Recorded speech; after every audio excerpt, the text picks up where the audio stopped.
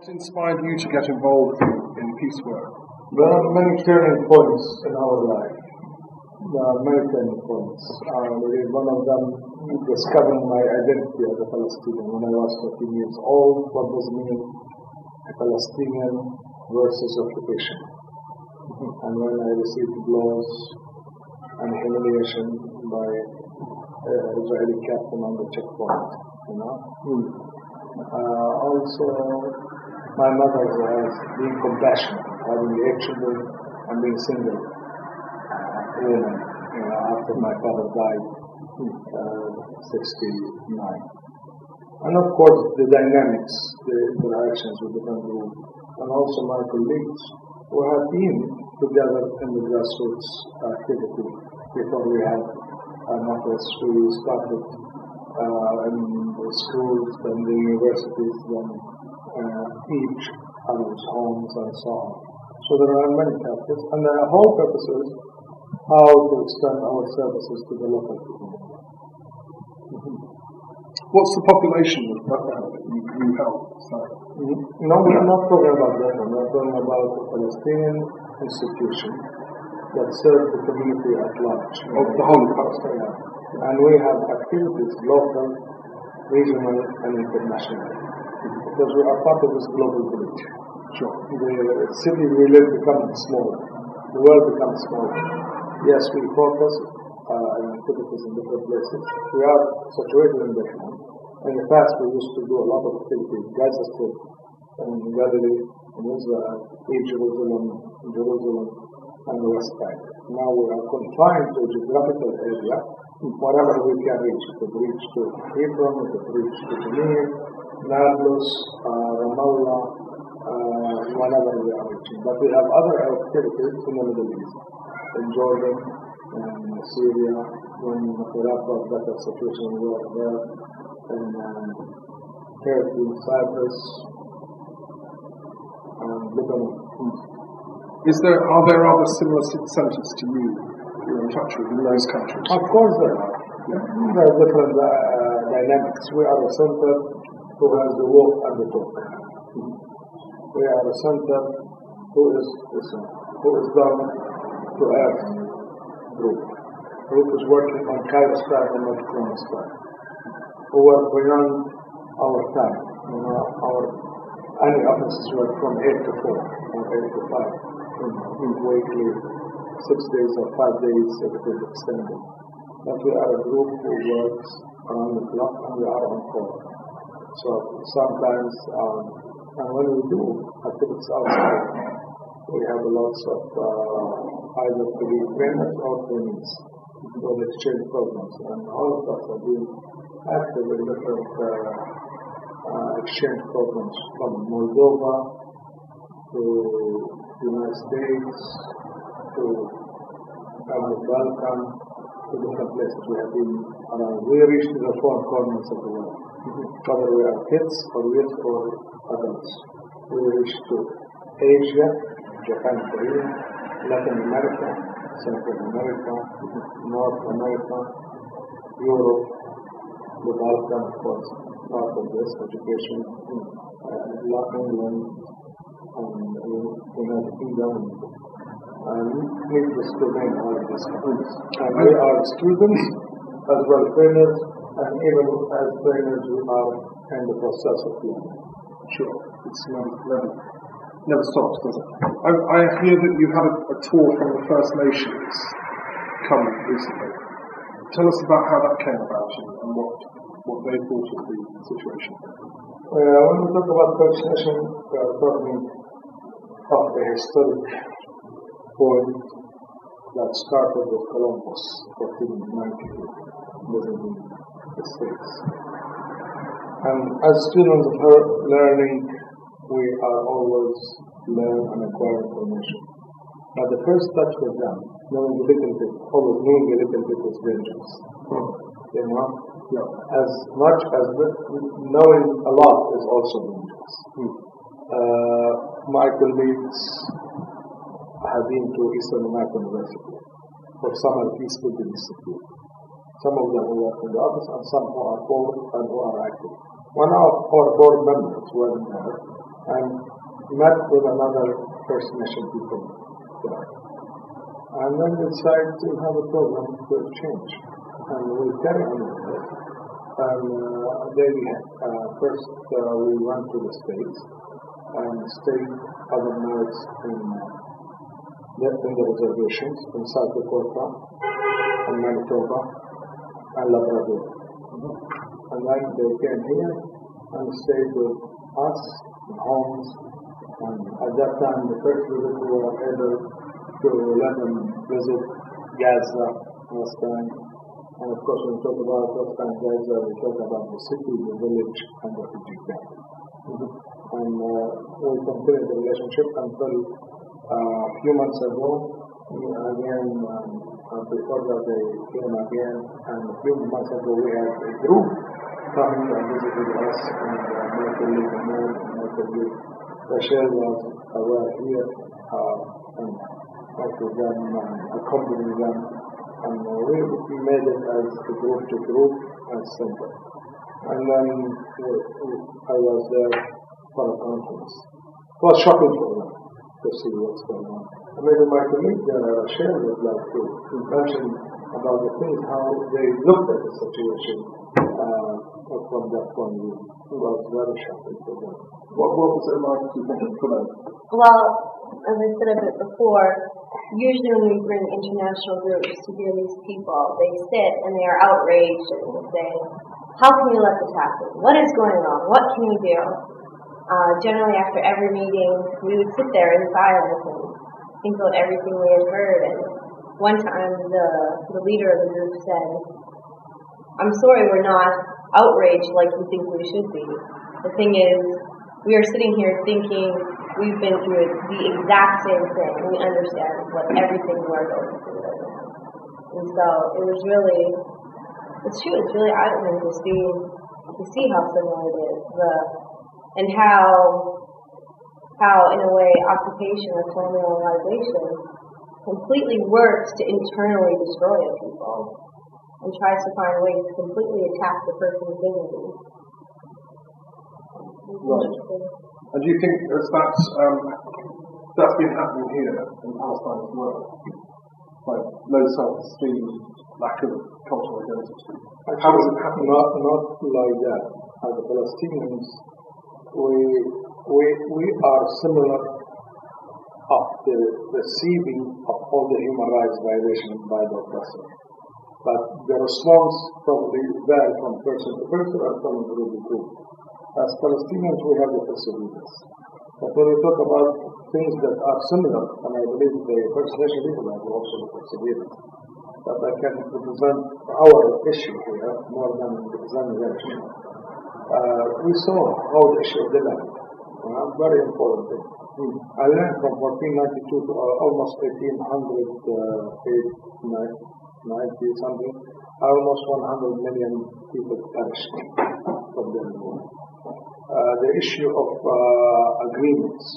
There have been many agreements with the government and all have been violated. And all the agreements, the majority, will always give legitimation to the colonialists to live there. And we see always the agreement that we have with the Israeli government, always assurance to the Israeli side for security, for peace, for this and that. It's not that we take back any piece of land. So there are lots of similarities, and this is the issue, that the learning starts and will continue. I remember I go to the godmother of my kids. She is First Nation people, and married to a white man. And the moment that he moved away to work, I was checking to ask her a question while he's there. So I came to her and asked her, what do you think of the white person? She looked at me and said, everyone is capable of doing evil. And of course, the other things, everyone is capable of doing good. And as a people who are oppressed, we could be oppressed. So in a way or another, I learned that the issue of oppression or being oppressed could be shifted. So I believe in the high kinetic character. At the same time, in order to break the cycle of violence, to break the cycle of hate, to break the cycle of human rights violation, only restorative justice will be able to break it and to have an easier transformation. This is where I think, as Palestinians, despite of all these catastrophe, occupation, all of the massacres, all of the continuation, it's not happened in the past. It has been still happening since 1948. So I use the present perfect continuous tense. It has been started at the same one point up to this moment. So we see that this, in spite of that, we have perseverance. We are like this phoenix. We rise from the ashes. The moment that the Israeli government thinks that we are finished, here's another generation is within us. So this is, and we should learn from history, always, not only from First Nation people, but also from the Balkan, from Northern Ireland. But the meeting with the First Nation people was very important because Khalil Gibran says, Muhammad died petition. Another oppressed meet another oppressor, there is automatic freedom. And people as hostages to the occupation, to the fear, we need some kind of trauma coping and trauma healing. Because this is the double tragedy of the situation, because the Hebrew people, the Jewish people themselves, have a history of oppression, and their founding myth for Israel, the legitimation of Israel, the Holocaust, their oppression. I've just come from Israel, and the memory is fresh. We interviewed somebody whose mother was in Auschwitz and so on. The problem that I don't know that there's any parallel situation in world history where you've had two oppressed peoples, in a sense, trying to struggle to find peace and reconciliation. I just wanted to know if you've had any contact with Israeli peace groups or reconciliation groups, and ever organised any dialogue about that. Before I go more on that, I'm not here comparing or competing topics. Well, this is the problem. And I'm not having a monopoly over it. But I know I am the victim of the victims of the Holocaust. I am the indirect victims of the Holocaust. Auschwitz is terrible. I cannot deny it and cannot minimize it. But I am not the reason for Auschwitz. I am the recipient of what happened and the tragedy for our cousins happened by the Nazis. And this is very important. For me, it's not a double tragedy.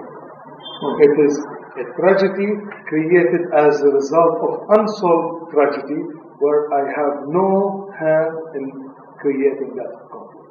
This is what we should know. And I couldn't really put the suffering of Palestinians on equal footing with the suffering of the Israelis.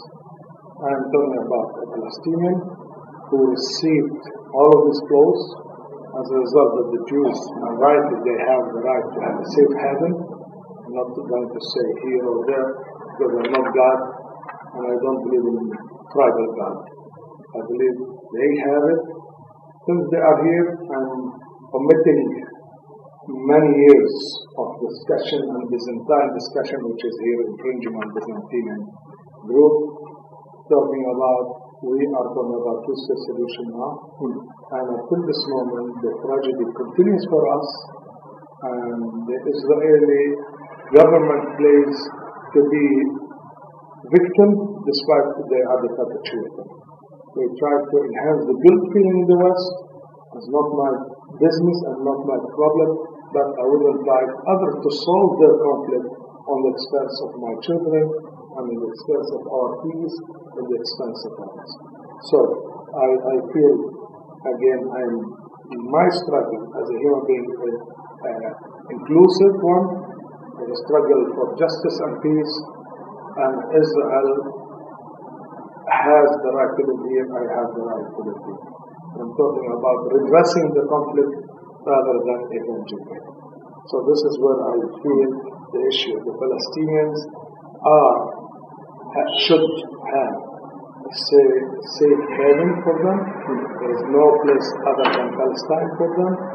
Now we accept to be accommodationists and not rejectionists, despite the fact that I believe in one-state solution, one-state democratic binational. At this moment, the Israeli government doesn't want to wed us or divorce us. Two-state solution is okay. And in the future, after building confidence, after building relationship, if we have one peace with Israelis and they decide both people to have one secular binational state based on citizenship, based on equality, based on restorative justice, I have no problem. And I'm not going to dwell on victimhood. No, I am moving and shifting, and this is a call of a message of transformation, to move from victimhood, from pointing the finger, or even asking and perpetuating the guilt, and others to collective responsibility. I'm interested in building rather than destroying, and resurrecting rather burying, in transfiguration rather than liquidation. Right. And also, there are some Palestinians who feel the situation called for violence. There are some people who respond with violence to rebuild Palestine. A hallmark of your work has been a refusal to endorse violence, but can you tell me the importance of non-violence to your work? I believe we are not different than other nation. Any group in the world under occupation had resorted to different means of struggle.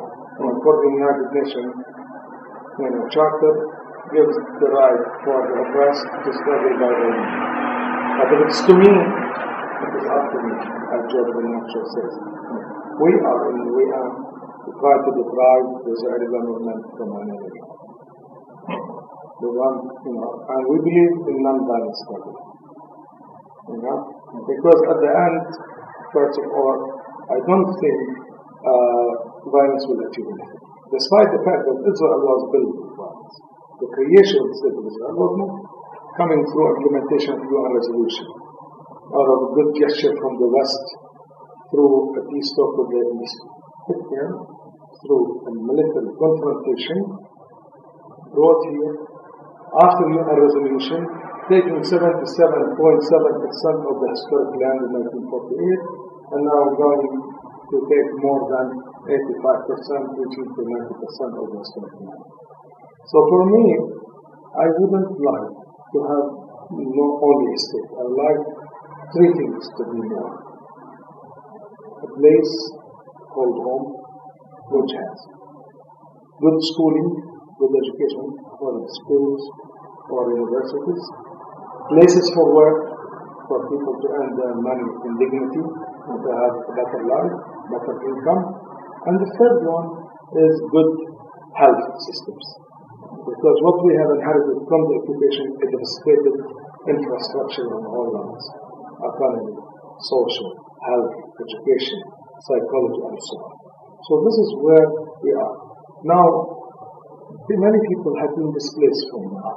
We're talking about 500 villages leveled by the Israeli 1940, creating the refugee problem. And not only creating a refugee problem, still Israel is encroaching and occupying more land. And we know what happened with the wall, what happened of more confiscating more land, with building the wall, where the wall is built on at least 80% of our land. So our goal again for reconciliation based on restorative justice.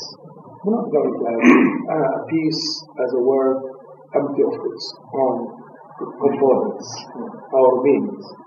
I'm talking about peace that based on justice. Otherwise, peace is very beautiful sounding word. It is without any content. So that's why we are calling for restorative justice, because we are not, repeating it, attempting to avenge rather than we are interested in redressing rather than take revenge. Sure. And this is where we see some other Palestinians resorted to violence. I believe, I think I'm not going to do it. I'm not going to condone it.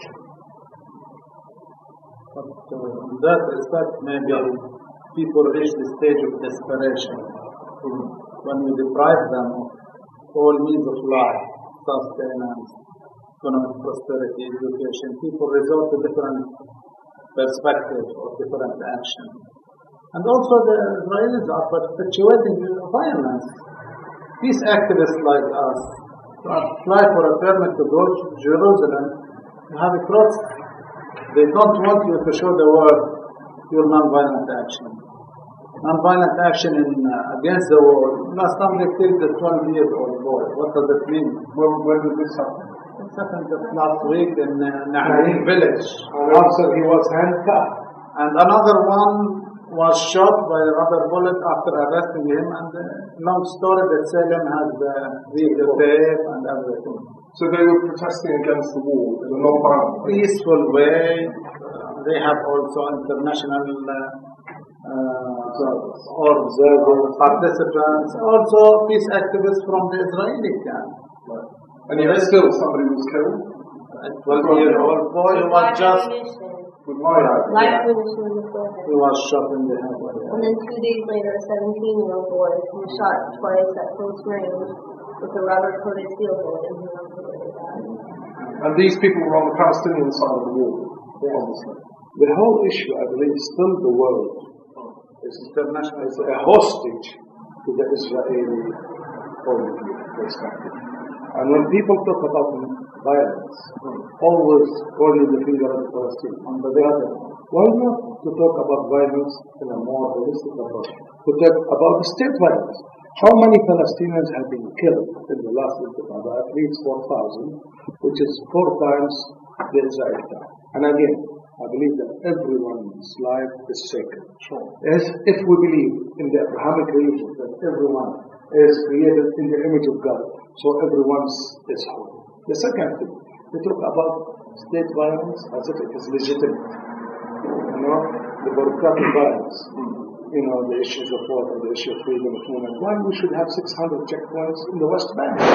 Not talking about 600 checkpoints. At least according to the Europeans, around 600 and more than 600. Why I couldn't go to Jerusalem? And it was easier for me to sleep in Oklahoma City rather than to go to next door to Jerusalem, where my family, where the hospitals, where part of my faith is there. I couldn't understand my Christianity without understanding the contextualization, the crucifixion, the walking of the cross, the resurrection. So we talk about this, but why also we don't talk about the state-sponsored violence, the settlers? The settlers are doing a lot of damage. No one is talking about it. And why not to talk about environmental violence and the weapons of mass destruction that Israel is holding, And we talk about Iran. We talked earlier with our lie. I say our lie, and not someone's lie. But with the weapons of mass destruction in Iraq, And now we are talking about Iran. I would love to live in a world void of weapons of mass destruction or chemical. But why should we allow Israel to have weapons of mass destruction, nuclear, and deny others to use it for civilian issues, for peaceful issues? I'm against all nuclear weapons. I am against all of that, but I couldn't really believe that we are the children of lesser God. I mean, this is really the point of developing a Truth and Reconciliation Commission. The idea behind that in the Middle East is to create a neutral space where both sides, all sides, can tell their stories. And I think, the question I have for you, what forums exist at the moment? For instance, you tell me that a 12-year-old boy was killed, non-violently protesting against the war, and presumably this is happening quite frequently. Who do you tell that to? Where do you report that to as Palestinians?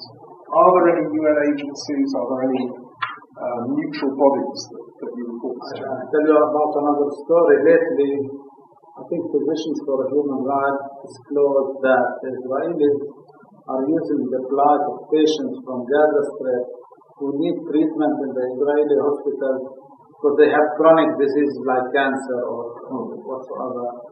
and they are using them to give information to the Israeli security in exchange for this treatment. And this is a violation against human rights, to use patients to get information I don't know about. It's a manipulation. Either you accept a package deal to be cured, to be treated, and being a spy, or die slowly in your or rape. That's terrible. This is not an Israeli, I think, physicians for human rights. Just yesterday in the Ambassador Hotel, they have a press conference about it. No shortage of information coming out from here, whether through international bodies, through local bodies, through networks. The issue, the world media still is controlled by one story. And this is a problem. We need to find ways to, and I don't believe there's a neutral space, and the word neutral really is misleading. Why? I love what Bishop Tutu, we are students of history. He said, an elephant is trotting an ant, and you are telling the ant that you will have a neutral perspective. You think the ant will enjoy your neutrality? The conflict is not balanced. You are talking about big guy, and small guy. You are talking about sophisticated missionary. You are talking about $100 billion budget versus less than $1 billion. We are talking about $27,000 GNP per capita. We are talking about $700 GNP per capita. We are talking about a state with all its components, with everything, and you are talking about a shattered community, the devastated community. A state open to the West, economy, education, technology, and you are talking about a place surrounded by the wall, place where people are not allowed to travel freely. People who want to go outside the country have to travel via Jordan. They are not allowed to go and use the international airport in Tel Aviv. Even we have an airport in Gaza. The Israelis raise it to the ground. This tells you how you are really surrounded by the evil who is trying to curb you and curb your freedom. So the comparison here is between David and Goliath, and I hope we can do it and overcome this through non-violent means, through negotiations, and through good faith. We need good faith from the Israelis. We don't want them to tell us, okay, we will release 100 prisoners, and every day they capture at least 30 people all over the West Bank. It's not I don't know. There are 12,000 prisoners. Besides, 1/4 of the male population has been in prison. Besides, that all of us are in big prisons. I believe if Martin Luther King was alive, he will write many letters from Bethlehem jail, from Hebron jail, from Allah jail, all of these jails that are distributed in the West Bank. And every jail is surrounded by three unholy trinity. By the wall, by the settlements. For example, Bethlehem is surrounded by 22 settlements at least. By the wall, which is snaking, and like a snake also, and snaking too. And on top of that, there are all the bypasswords for the settlements. Built where? On my land. In the land of my ancestors. They built it through their own labour over hundreds of years. You're talking about where the olive grows and so on. And therefore there's an emotional attachment to that, which makes it sacred for you.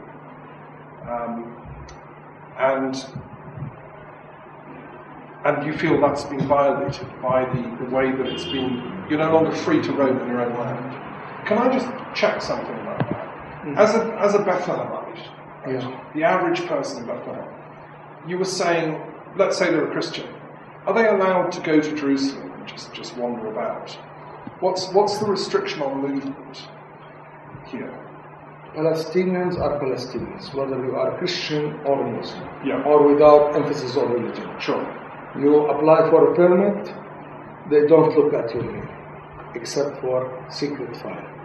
That you are not allowed as a Palestinian. And I don't think, any group is favored more by the Israelis or facilitated.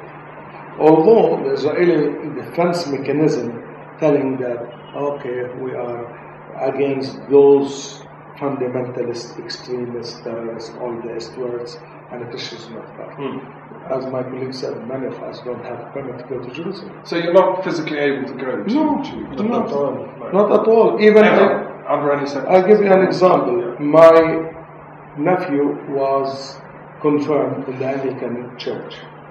I will let Rachel tell because she was there. Tell us the story. Yes. Well, he was getting confirmed in the Anglican Church, and so Zoughbi's wife and their 4 children, and myself, we were going to go to celebrate in Jerusalem. Yeah. His wife is American, and so she's able to go to Jerusalem. Right. By law, the kids are allowed to go where the mother is allowed to go. So the kids should be allowed to go too. We get to the checkpoint going through Beit Jala. In the passports, in the American passports, they write Bethlehem. So they know to look for the Palestinian passport. And then they take whichever one has less rights, so the Palestinian document. They said, why are you going to Jerusalem? Elaine, his wife, explained, we want to go partake in the confirmation in the Anglican Church. And they said, but these are Palestinians. And she said, yes, my husband is Palestinian. He said, they can't go. She said, how come? She said, they're Palestinians, they cannot go. Even if the children. The youngest one, he's 10. Another story. Before, when I first arrived here, his wife was going to take me around Jerusalem to see what it was like, and we were going to go to a church that she really used to enjoy going to before the wall was put up, and Zoughbi could still go then. And so myself and Elaine and the 10-year-old son, we were going to go, and she had his birth certificate, and again, by law, he's allowed to go. He's 10 years old. Like he doesn't even look like he's any older than 12. Like maybe 12 is the oldest. He's a small, sweet guy. And we get to the first check-in at the checkpoint, and the woman just said, he can't go. And Elaine said, how come he can't go? He's my son. I take him through the airport, through Ben Gurion. He's by law allowed to go with me. And the woman said, no, he can't go. And so Elaine said, well, call your supervisor. Like, he's by law allowed to go with me. The woman called her supervisor, and she just said, no, he can't go. So Rafiq had to turn around and go back. Whereas the kid behind us, a 10-year-old girl, they had no problem. She was able to go through Jerusalem. We were just happened to be the people she felt like saying no to that day. Right. Christian with American passports and white people, we would like to say. Look at these, and with women, not male who might be threatening, with an innocent child.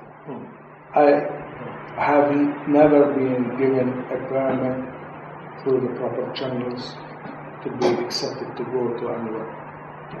So it's easier for you to go to Oklahoma, yes, to fly via Jordan. And probably the Israeli government would like us to stay in Oklahoma, not to come back. They want the land without people. They covet the land. And one of the 10 commandments, don't covet. That's a very good point. Just to go back a ways, you talk this wonderful story, I think it's from Desmond Tutu, about the elephant and the ant, and where is neutrality in that situation. I mean, I've been talking to Israelis, the other side of the wall, and I can report to you their mindset. In their mindset, they also would accept that story, that analogy, the elephant and the ant. But in their minds, and I tell you truthfully, they are the ant, right? They see themselves as having a tiny little state of Israel, carved out of the Holocaust, carved out of an unfriendly and hostile world.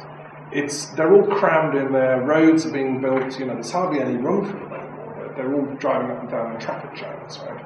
And they see themselves as the ant up against the elephant, which is the whole of the Islamic and Arab world. They don't think in terms of Palestine. Where the wall stops is the beginning of the Islamic world, yeah? And it stretches as far as and includes Iran. Iran is the new, elephant general. And I'm talking about the mindset of ordinary, but also very intelligent Israelis, I imagine. So they would say, that they're the little ant who is having to build this wall to keep out the terrible elephant. It seems to me that what we have here is, it's this tragedy of the mirror situation. We've got two beautiful people. I, as an outsider, can see both communities thinking of themselves as ants. Why can't they talk to each other in freedom, and truth about that? That's what I totally agree with you that we should talk in freedom and truth. You know the truth, and the truth will liberate you. But the truth will embarrass the machinery of war, the aggressors and the oppressors. And the arms dealers may suffer, but that's the only people who can suffer. The truth calls on accountability and responsibility. And that's the issue we need to do.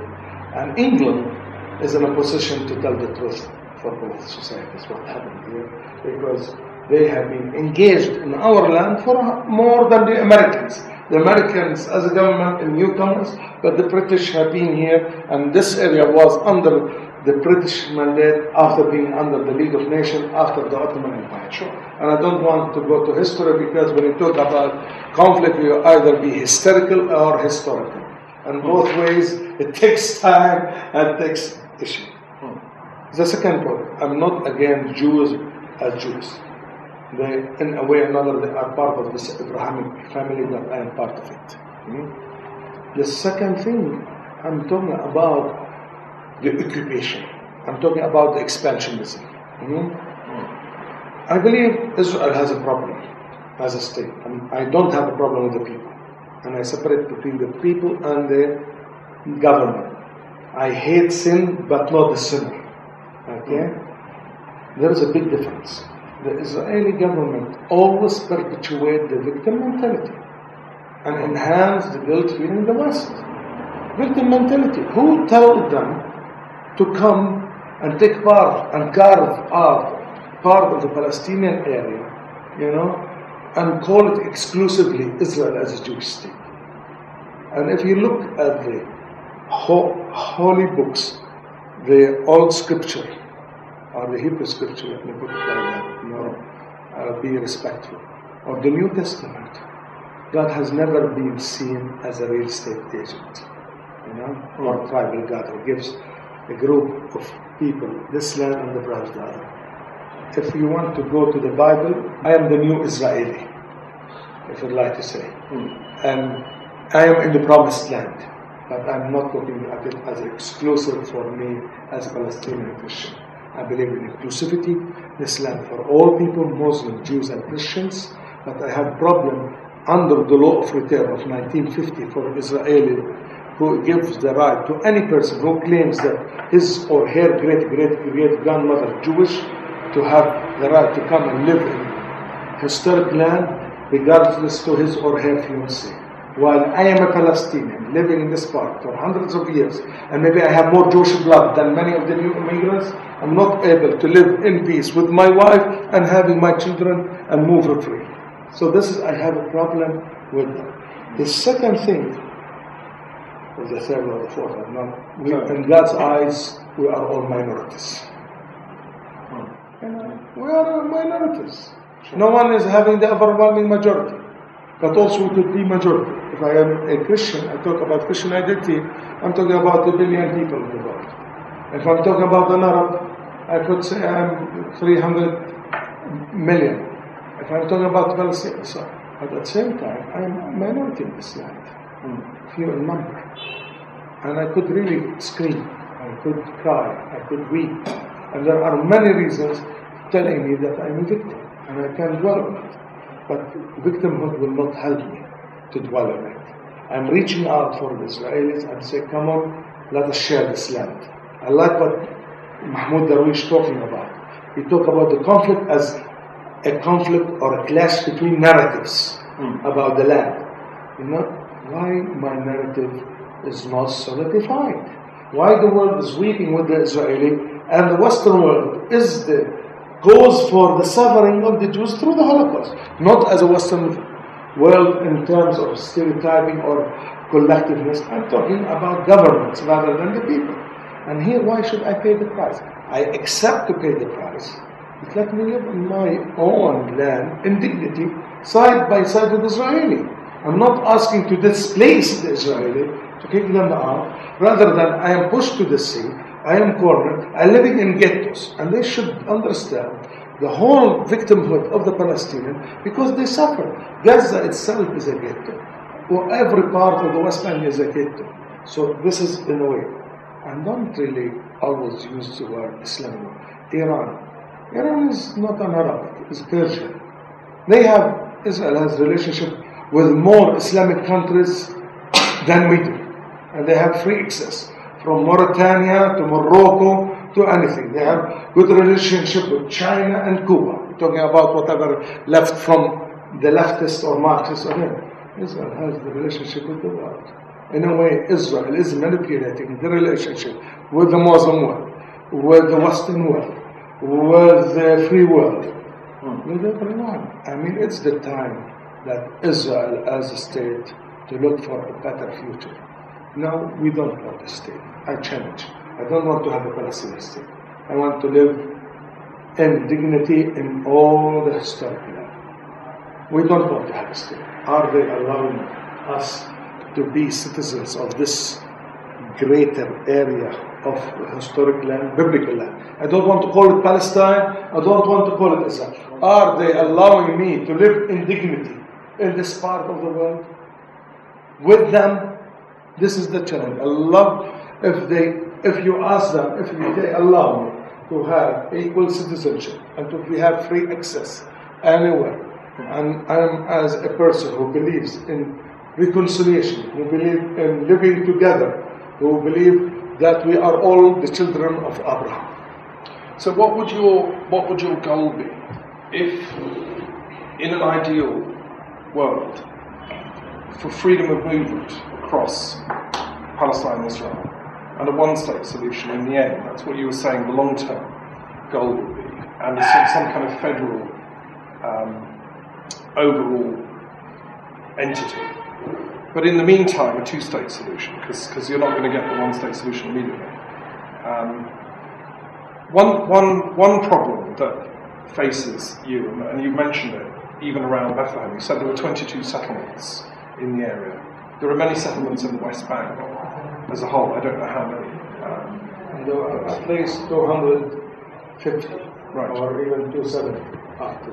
Okay, and now I've been talking to people in Israel about this, and I can report to you how they see it. Yes. The mentality where it's coming from. Right? And it is to do with the holiness of the Holy Land, right?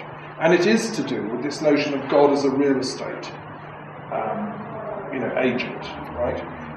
But my understanding of the settler's mindset, and I haven't interviewed any, but I've heard indirectly through people who know, they read the Jewish Bible literally. God makes a covenant with Israel and makes a promise of the land, the promised land as it's called, right? Which stretches all the way from the Jordan River to the sea. Now, I can't quote you which part of the Bible that's from. We'd have to get a biblical scholar and actually look up the texts. But, I take it is in there. I mean, I've read it in my own biblical studies. Now, if you read that text literally, God is making a grant of that land to the Jewish people, right? Specifically the Israeli tribes, the 12 tribes of Israel. And I think, I'm right in saying, the settler mentality, which is fueled by religious Zionism, interprets that literally. That the Jewish state, the Israeli state, have a divine right to occupy and settle all of that land. Not only do they have a divine right to it, they also have a duty. I think they honestly believe that God actually insists that they occupy it because it's their land. Now, I've asked the question of my Israeli friends when they told me this. I said exactly what you said. I said, well, look, we have different narratives going on, right? Because the Christians believe that promise of God, the initial promise to the Israeli tribes, was in some sense superseded. And through the action of the Holy Spirit and the incarnation and the redemptive work of Christ, the offer was given freely to all those who love and live in love. As St. Paul said, the Spirit cancels out the old deal, which was based on law and so on and so on. So the Christians who live in Palestine are inheritors of that covenant, and they believe obviously Christ was the Messiah, who had the authority to make that new deal. Now then the Muslims, they believe they're the inheritors of yet a third covenant, that God, through their prophet, their founder, made a new deal with mankind, that everyone who lives in a state of surrender to God, Allah, same God, can therefore also inherit that land. There's nowhere in the Quran that specifically says the Holy Land, but Muhammad knew about this territory. Jerusalem was a sacred city to him. Obviously, his followers, it was believed, had entitlement as children who inherited that original covenant, if you want, through Islam. Now, the point I made to my Israeli friends is, how can we get those three narratives reconciled? We're talking about truth and reconciliation. It's not only three narratives, there are multi-narratives within each narrative. Because the Zionist movement was established, it was a secular one. It has no relationship to religious. And they were talking about pieces of land in Africa, Latin America, or the Middle East. Now, the religious narrative, suited the Zionist greediness. And they thought, why not to have Palestine, which is a land without people, we as Jewish people without land. So there was a marriage between them, and they came here. I believe we have a problem, and let us make it clear. Are we talking about religion as a source of conflict or a source of peace? And we need to shift from using religion and religious practices from being a source of conflict to resources of peace. And if we look at the three holy books, you will find many common ground for resources of peace. Why should we dwell on enclaves? Why should we really think of God not only real estate agent, but also a scientist in geography? I don't know really how really did God write this greater Israel on which book or not. I feel God is God of mercy, God of inclusivity. I'm not going to claim this land exclusively, even maybe we are the inheritant of this theory of promised land and chosen people. Paul, rightly, I look at Paul as my example. It is open freely for anyone moves in the spirit towards the issue. I have a problem with the divine right and the duty covenant. Because even if I go back to the Hebrew scripture, there were conditions at that time, but the conditions haven't been respected. The second, I am the brother, the sons and daughters of the brother of Isaac. As a Christian, I'm the sons and daughters of Isaac. As an Arab, I am the sons and daughters of Ishmael.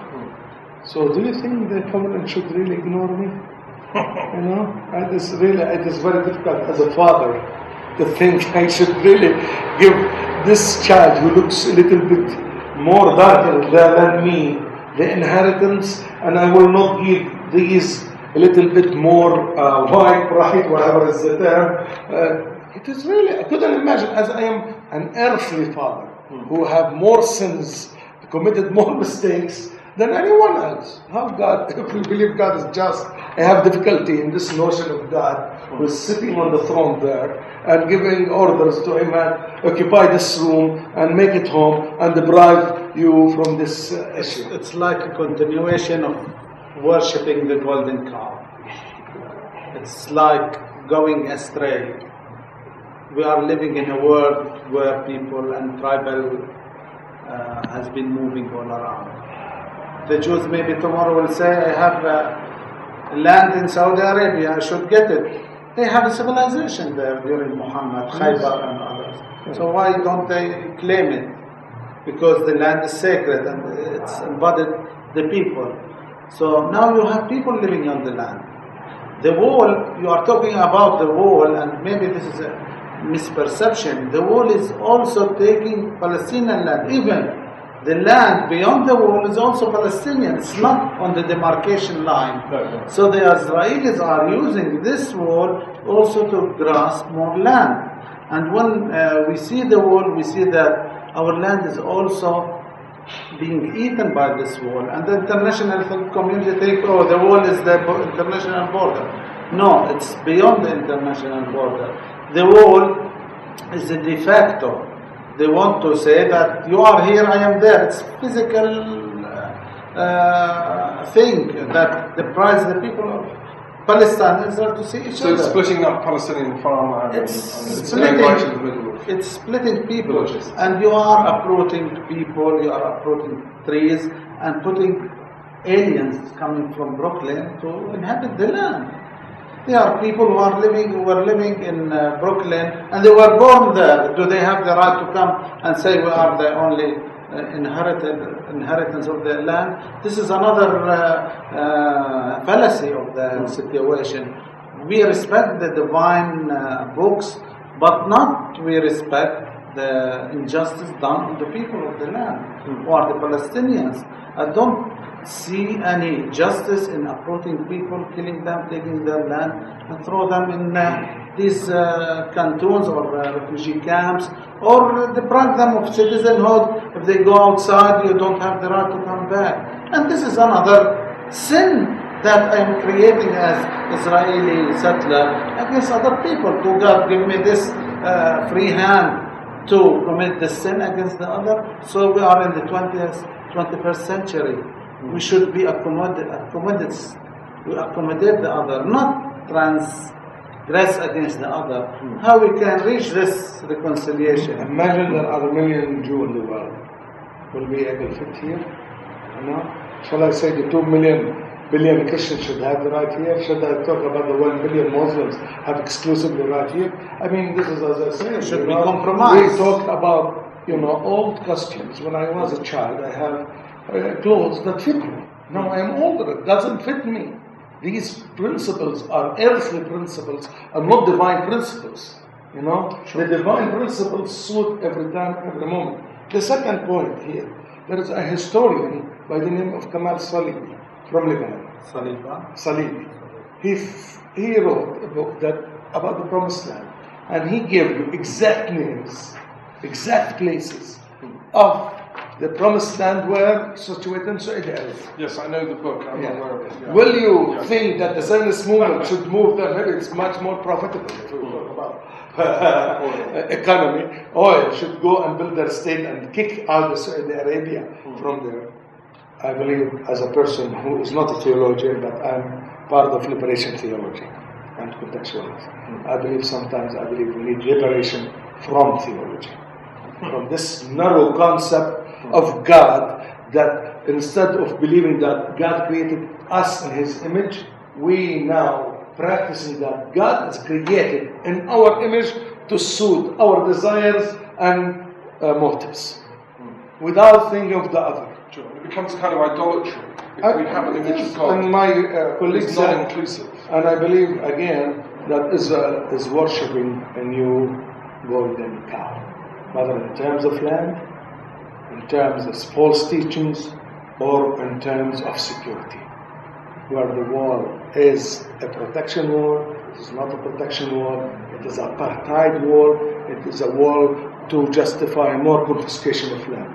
Because with modern technology, and you are coming from the West, more you have analysis and studies about the technology. Rockets don't need to have walls. The exchange between Hezbollah and Israel, even if they have 2,000 meter wall, the rockets will continue. The idea is good neighbors make good fences. The idea is justice, as Micah says, what does the Lord require from thee?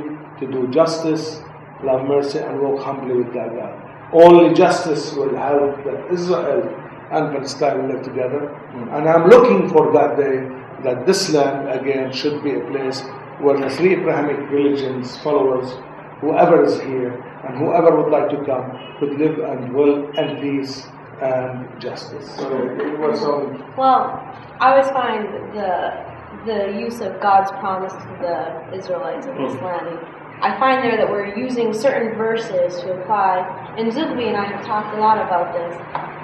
And we pay attention to that one verse, but then we ignore Jeremiah 5, where Jeremiah says to the Israelites, stay in the land that you are, live with your neighbors, marry foreigners, be happy where you are. And then also we look at what God's message was for the chosen people, was to create people that were set apart. Not set apart through wealth or through weapons, but set apart as in they weren't going to conform to the empire. They weren't going to pick up the sword. They were going to live differently. They were going to live with social justice. And you have the year of Jubilee, which is this amazing time of social, economic justice. And we look at the year of Jubilee now, where some rabbis have now okayed, where in the year of Jubilee, that you can buy from greenhouses, so you can so you can still support Jews and avoid buying from the Arabs, which wasn't the purpose of the year of Jubilee at all. The purpose of Jubilee was to have this equalizer between the rich and poor, to give the poor a chance to get going again. And so you see this twisting of the scriptures, and like you said, as Christians, we all become a people called to be set apart, to not conform to empire, to not conform to weapons. And then we have Jesus showing the way. And so we have to be careful about how scriptures so often get distorted and twisted to suit empire and the politics of empire, instead of what the overall message is of being a people set apart, of social justice, of nonviolence, and economic social justice. That's a very important point, yeah. Can I just share one other thing? It's a kind of a question as well. We were doing some research in Israel, and we visited the Weizmann Institute. I've been studying the life of Weizmann, the first president of Israel, who was a scientist who taught in Britain at the University of Manchester. And the Weizmann Institute is a very high-level scientific research institute which provides technology globally. I mean, mobile phones, apparently the smart cards we use in our satellite televisions were developed there. They're doing advanced work in microbiology, in physics and computing. Nobody can deny the Israeli scientific genius. And Weizmann, as a pioneer Zionist, he felt that Israel, its unique role in the world would be in developing a high-tech society based on scientific research. I was thinking, as I was looking at the Weizmann Institute, I was wondering, where's the Palestinian equivalent? You see states come into being in the modern world as, you could call it states of knowledge. I mean, Britain has an infrastructure as an advanced, developed society because of its scientific institutions, its universities. Are there Palestinian scientific societies, scientific institutions, that are coming into being with the nascent birth of a Palestinian state? Do you have in Palestine the equivalent of a Weizmann Institute? Who are your great scientists? It seemed to me, as I was standing there in the Weizmann Institute in Israel, that until you do, and until they can speak on equal terms, about research, about the advancement of knowledge, that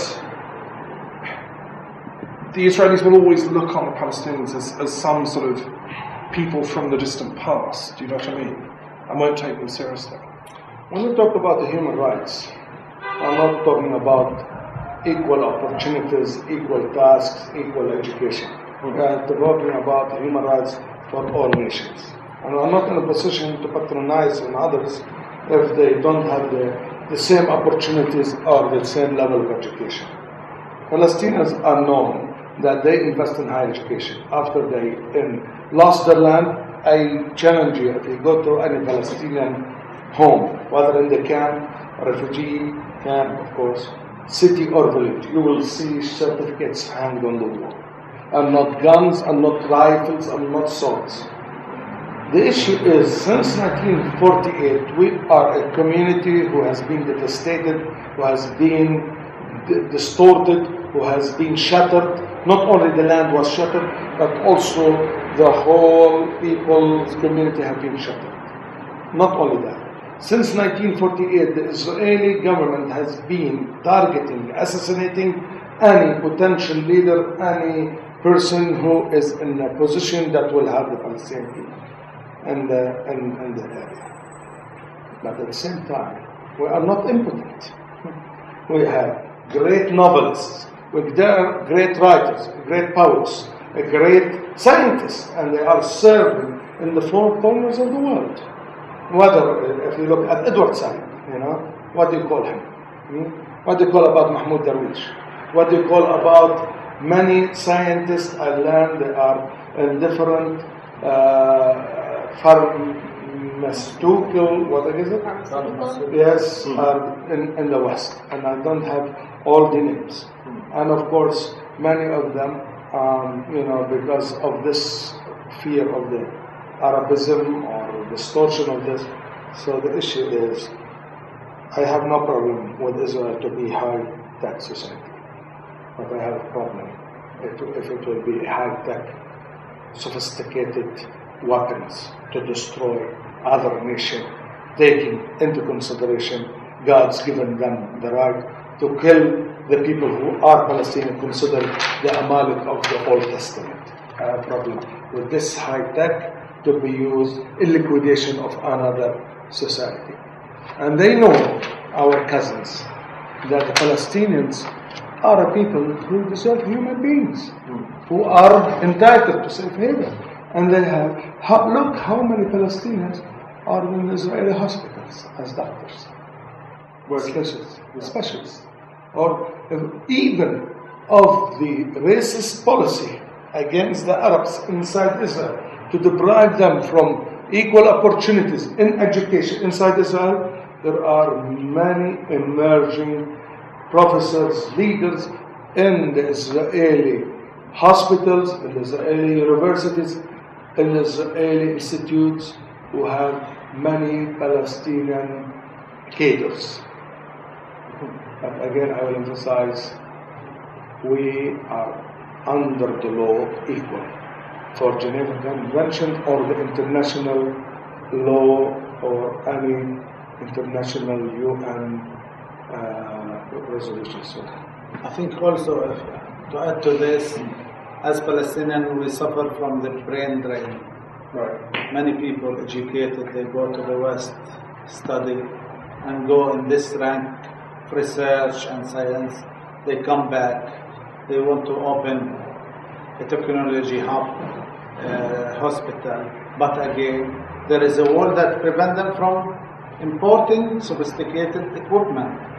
Or if they imported it, it will be frozen in the Israeli ports and not given to the hospitals. And we have different cases of the Israelis controlling the import and the export, the technology coming. So people who want to invest in their land and come and develop their community will find no place to do it. So they will go back to the original places where they have studied. And if you go to any hospital in the West, you will see Arabs, doctors, professors, scholars in universities, technology. And this deprives us of these brains who are really the mantle and the basis for building the community. You don't have opportunities here. How can I build a community if I am crippled? I cannot import or export. The Israelis control everything in terms of access. People who are educated, if they come from outside and they have been outside for 10 or so years, or you don't have right for return, go back to your place. And these people are really the heart of the Palestinian community. So we have this very chronic issue. I don't want to have a romantic view also to say at the time when the other world had been in the dark ages, we were in the light ages. I don't want to say and to be proud of myself in an arrogant way. I come from a culture that has really deeply roots in the world, Arab culture, who has been involved, and I don't want to use it versus other cultures. with this issue of Israel high-tech, I really smell Hennington or Fukuyama here. And I have a little bit of sensitivity. I'm not talking about clashes of civilization or the end of history. The Western versus the others, and Israel is the extension of the Western civilization. Really, I'm shivering now with this notion. We are human beings.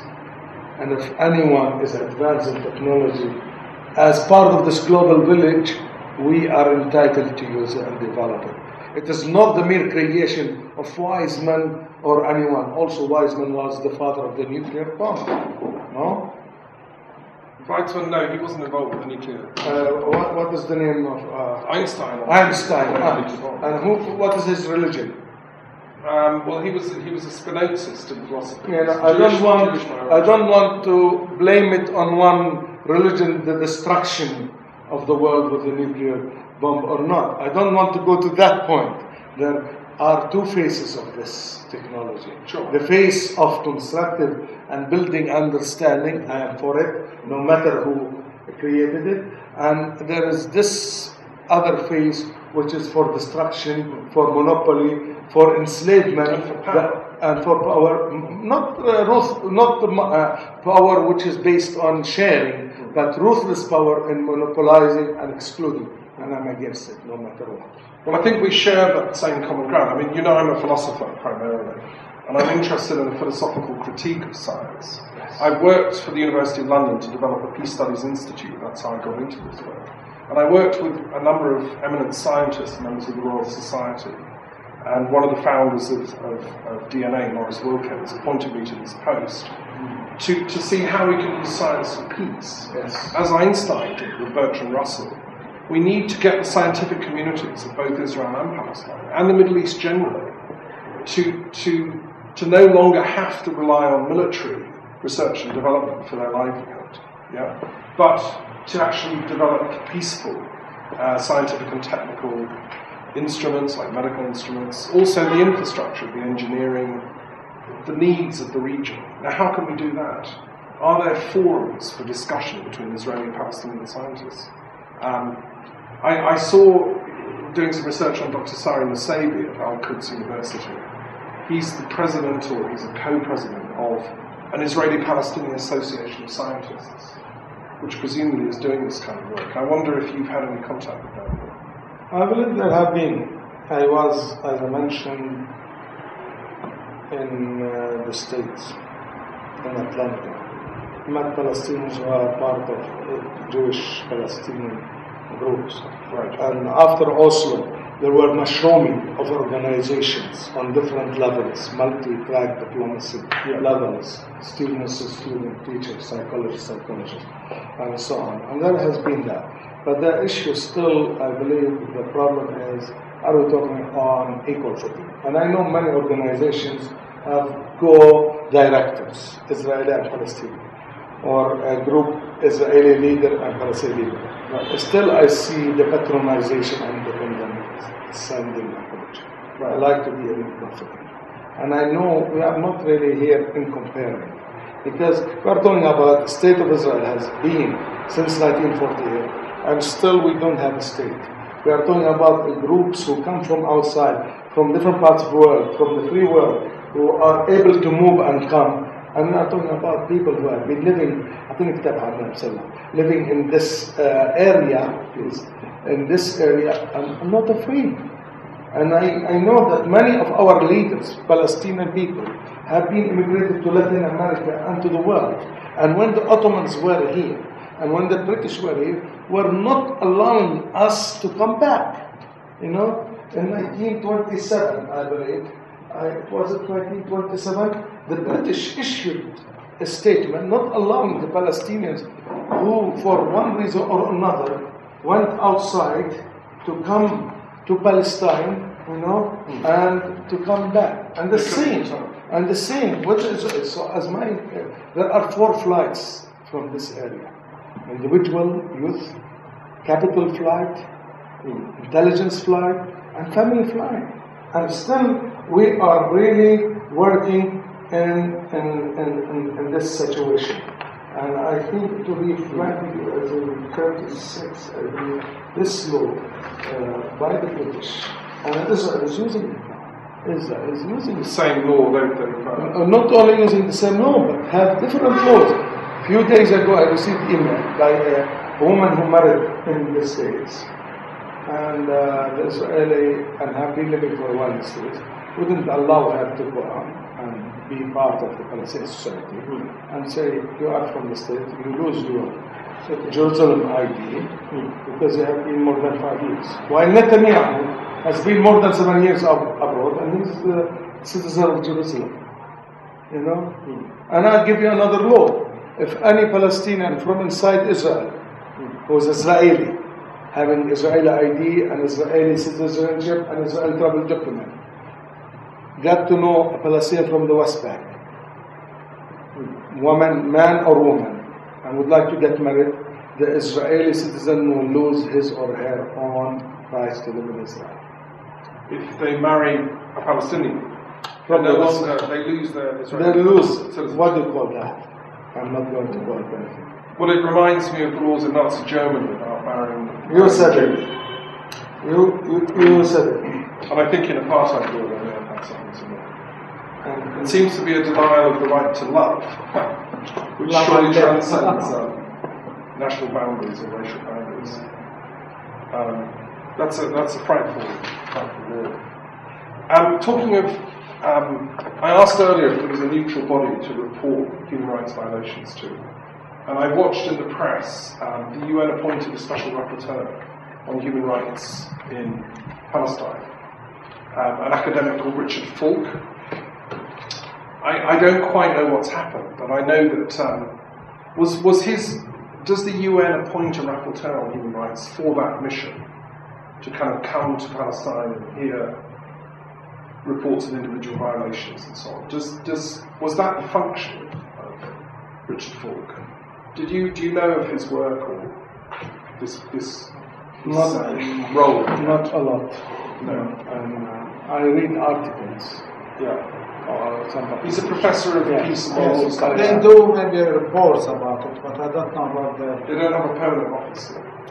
I'm not sure. They have reports, yes, about violations here and there, but I don't know about his full capacity. You, as WEAN, you don't report to anyone. We are not a human rights and we are not advocacy center. We are dealing with more, but whenever we have groups. But there are many organizations, and really many times because of the West still lenient towards the Israeli story, I would like to always, if you look at Bethlehem and Israeli sources about that, and you will get the whole story. And without being accused, as this is an Arab story or Palestinian story. And I don't want to prove myself, I'm telling the truth. There are some organizations and many international groups. And Richard Falk, I read articles for him, but I'm not sure. You didn't meet him, he hasn't come to Palestine. He came, I believe, I met him. I'm not sure where, in the States or here or some of the continents. When I've heard you talk previously about the kind of work you do with a lot of it to do with psychological disturbance among the Palestinian community. And I was horrified when you told some of the figures of people, particularly young people, with psychological disturbance.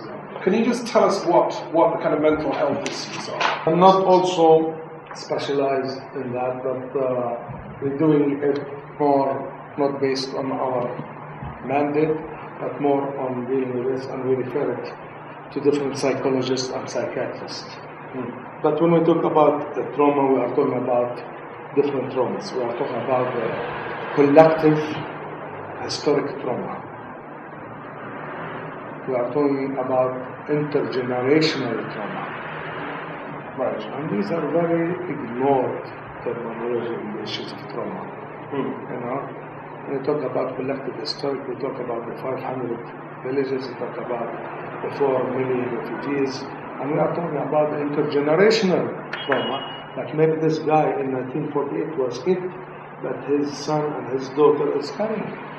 And as we saw in many parts of the world, whether even with the Jewish survivors of the Holocaust, who have been moving the trauma from generation to generation, and I have many times contacts with many survivors of the Holocaust, descendants, and one told me that healing will not come except after 7 generations. So I was a little bit upset about that, because I don't want to wait another 7 generations, because already there is no end of the suffering to start 1 generation, 2, 3. It is ongoing. So when is the healing will happen? And it created trauma for me, to be frank with you, to hear that. The third one, the individual trauma that we are talking about, and it has been, you're talking about, I don't know, Palestinian people are non-confrontational in this issue.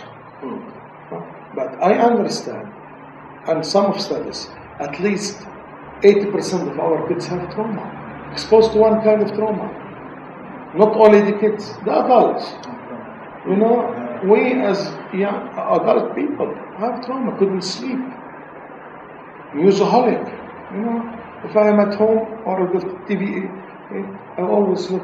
I'm waiting for breaking news. When I was in the States, I was really dying to see CNN or BBC, to see what's going on in my neighborhood.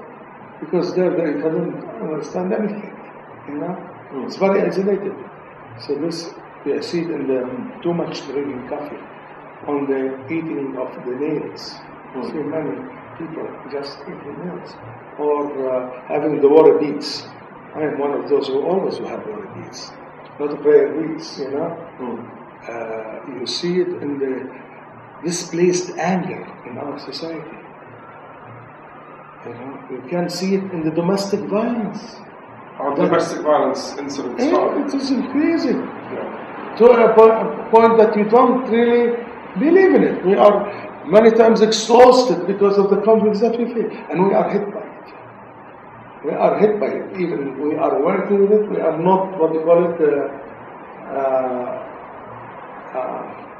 The word immune to it. We are not immune to it. We are targeted also by this, because we are like the sponge, absorbing all of this, and we need some time to really get out. So I see it in the kids: bedwetting, nightmares, nervousness, rebelliousness, low achievement on their school, peer conflict, gangstery, tribalism. And when you talk about 76% of the people live on less than $2, and we have this historical trauma, and this intergenerational trauma, and we are talking about 600 plus checkpoints, and you talk about going to Jordan, which should be 1 hour, or 2 hours, you stay 10 hours, and with all of this humiliation from here and there, what do you think about this? We are a hostage to trauma and fear. On top of that, stress-related sicknesses as a result of that, stress-related sicknesses, and our hard disk is working in a way to call back some events that happened previous months, previous years, previous decades, or have a vision what happened with your parents. What do you call that? So in a way or another, we need to be healed from this trauma, and should be now, not later, because we don't have yet the post-traumatic stress disorder. We have an ongoing trauma, a layer after layer. And many people are suffering from what I can call silent trauma. A trauma, for instance, a mother in Beit Jala has been seeing her son sniped by a soldier and killed in front of her eyes. So this only son, who's 14 years old, has been killed in his home, in his bedroom, because the sniper has this fantasy and trigger happy to kill the guy. And this woman, neighbors see her visiting the tomb of her son every day, weeping. Who will give this woman her life? She's her son back. How we can compensate her for the loss of her only son? this is the silent trauma which is going on. The Israelis say different stories to make excuses about the killing of this child and other stories. How we can compensate the emotions and bring it back, and how it's really a dilemma that the Palestinian community faces, the collective trauma also. I mean, and also there is another trauma, and this was we had it at the time when we were at the university in the States. We used to have given a travel document valid for 9 months, and if you are a student for 4 years or 2 years, you send your travel document to a place, especially in the Israeli at that time, to renew it. And if it is lost or they don't renew it, you will not be able to go back to your home, to your mother, to your father, to your relatives, and to your land. And then your land will be absentee property land, and things like that. So this is a trauma of denial. And I found the law, it's called the Palestinian Citizen Law in 1925, which deprived the Palestinians to have citizenship in home after being immigrated on the basis that the immigrants were not present in the country in 1920. And the same law, in a way or another, was enacted in 1950 in the Jordan Hashemite Kingdom, depriving the many thousands of Palestinians who developed themselves in education, in business, in economy, in relationship, in the world to come back and invest at home. So you are talking about trauma of denying you as a human being, denying your citizenship, calling you different names than we were called when we were in Ottoman in Latin America, Turcos, because we were living here home. In the West, I don't know what they call us. You see, this trauma is really having different dimensions and very sophisticated. And on top of that, there is the law of the absentee, yes. The guardian of the absentee law. If you are outside for a long time, you came and they kick you out. Not only for a long time. And your property in West Jerusalem, which is the condition of thousands of Palestinians, you don't have the right to this land or property, it will be taken from you. Even the land of Olmert on this house, which is on top of the scandals he sold for 2 million or 3 million, it's a property of one of the families from Bethlehem. Yes. They didn't sell it to Olmert or those before him. It was sold from this agency or other company to the Olmert. This is his private house, not It's a private house. It is not his house. Not it his house. was taken under the law of absentee property law. In a way or another, the Israeli have census.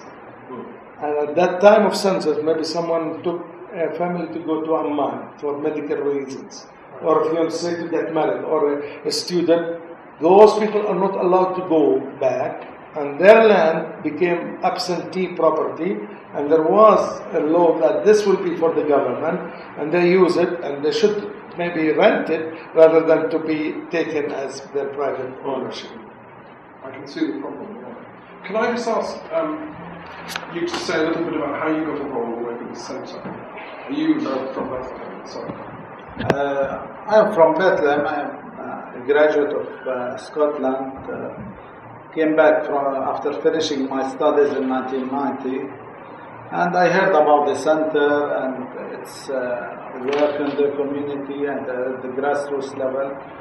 So I came to Zoughbi and asked him to be a volunteer, in different activities which involve all strata of the community, children, women, and young people.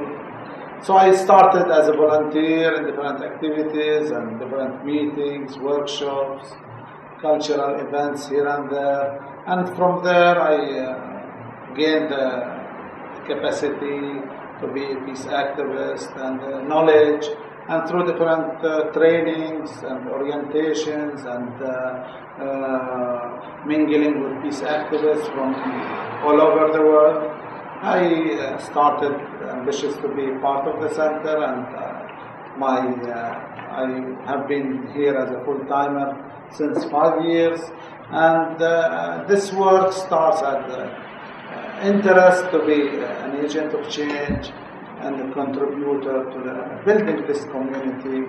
And many people in the office and the volunteers are really giving from their time, their nerves, let's say.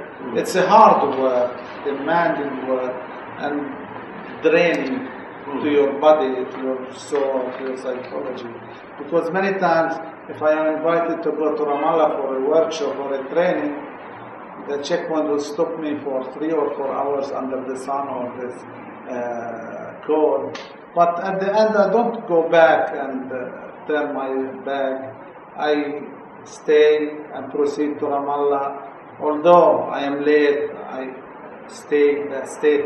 What happened to me, to the people who are waiting for me. And it's not only my story. It's the story of the Palestinians in general, in terms of movement, in terms of life, in terms of hardships they face every day. And this really, many people are saying, how come you are absorbing all this pressure? But if you are a man or a woman with a mission, I think you will be like a sponge. And this is the thing that many peace activists and the people are trying to, be resilient to this situation. Because if you are not resilient, I think you will have a stroke. Or you get mad. Because we are human beings at the end. You are blood and flesh. If you don't accommodate yourself and body and mind, that there is this hope you were talking about, this light at the end of the tunnel, you will be dissolved or go mental and be bizarre. But if there is hope and there is this belief in your mission, I think you will reach it. And this is our mission here. And this is our message to the people. Non-violence is the way. Be patient, because many nations before us in different parts of the world get their freedom, and they get it through peaceful means. The lessons of Gandhi, Nelson Mandela, other people who struggled hard, and their people suffered, but at the end they got there. And this is the end game of it. And I think the Israelis or the Israeli government, as Zoughbi was saying, they should come to their senses.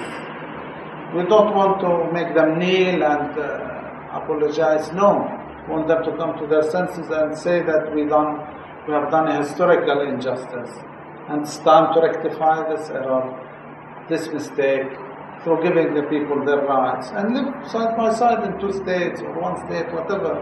But at the end, to join forces to combat world problems. We are not only having this political, we have world problems, nuclear waste, HIV,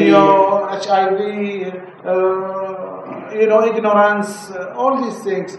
Global warming. All these things, many health risks to the people. How we can combat these things together and not competing and at the end losing all things. So I hope that, and it's my wish that we can reach this stage. When is the question, but we still hope for that things will show. It's coming from the Armenian community, who have also their own tragedy in the First World War during the Turkish pogroms against Armenian city, which is controversially the subject of ongoing debate between Turkish scholars and Armenian scholars whether it counted as genocide. The French government insists it was genocide and gave recognition. America not yet. America are trying, but the economic factor is there. If you do this, you lose our trade with us. So the Turks are pressuring this trade side. But you're reading of Armenian history. My ancestors from Armenia and Palestinian, Armenian, Christian, all these identity things. But at the end, you identify with the situation you are living in. You learn from your history, and you try to teach it to your next generation, to your children, about what happened. And even the Armenian history and narrative is about reconciliation. They want this apology from the Turks, but they are not getting the apology. And the Turks are really in a muddle what to do. We see also the Cyprus problem now. The Turks are controlling the thing, their eyes on the European Union to be integrated in the European Union. But they don't want to go the extra mile Yes. and say to the Turkish Cypriots, enough is enough. This is a Cypriot. So, to reach this historical stage is courageous. Sadat has done it. He came to Jerusalem and he want the Israelis to go to the world also. Not physically, but to say, okay, enough is enough. The Jordanians did it. The Jordanians did it. So the Israelis should do the gesture and say, let's go, sit inside a room and hammer the deal and finish with it. I mean, to talk in terms of truth and reconciliation, certain key elements in there. One is the notion of apology. Yes. That's a problematic, and we could discuss It's a process. why people won't apologise and the terms under which they do it. It's a spiritual transformation. The other problematic is forgiveness, if and when that could possibly happen down the line. I mean, the apology, the shift of consciousness, it's the realisation that the other is, in some sense, oneself. And it's the reconciliation, in a philosophical sense, of the fragmented great self that we all are, isn't it? Beyond our labels, national, religious, and so on. I mean, as I'm hearing you speak, in terms of the Truth and Reconciliation Commission project between Israel and Palestine, say, and let's not even talk about the bigger Middle East issue, although that's on the table. In terms of Israel and Palestine, it seems to me that we're not going to really advance that until there's reciprocity of power. If and when there's a Palestinian state, independent, autonomous, controlling its own borders and so on equal terms with the Israeli state, at that point you could start talking about a Truth and Reconciliation Commission in a formal sense. The two governments on equal terms. As happened in South Africa, it took a political shift before the Truth and Reconciliation Commission was empowered, when the former apartheid perpetrators were able to come forward and confront the people who'd suffered under that system. But it took the regime to shift. You couldn't do that under the apartheid system, could you? So, in a sense, we're premature because you need your state. I believe there are many initiatives in the world. Okay, departments of peace, ministries of peace. Yeah. There is truth and reconciliation. There are many attempts to reconcile and under different slogans, under different themes. Probably I think there are more than 365 themes and projects, the Abrahamic path, and all of these. Again, it is called truth and reconciliation. Are we going to talk about truth? Truth hurts, not always truth. It's not really cosmetics, and this is, I believe, we should all, Israelis and Palestinians, know about it. The second, if you apologize, you cannot demand forgiveness. Forgiveness will be given. But issue of acknowledgement, you cannot live in a state of denial. This is the issue. If I am a perpetuator, and I see it very difficult for many of us on the individual level to acknowledge anything, because we live all in a state of denial. And justice, the key thing is justice. It's the key, and Amos and the small prophets, more than the big prophets, who are talking about issues of justice, rather than those families. Anyhow, I believe the issue of truth and reconciliation.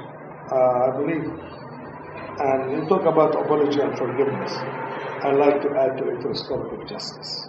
Because I don't think there will be any truth and reconciliation without restorative justice. It's the key which help both sides to acknowledgement and help to forgive.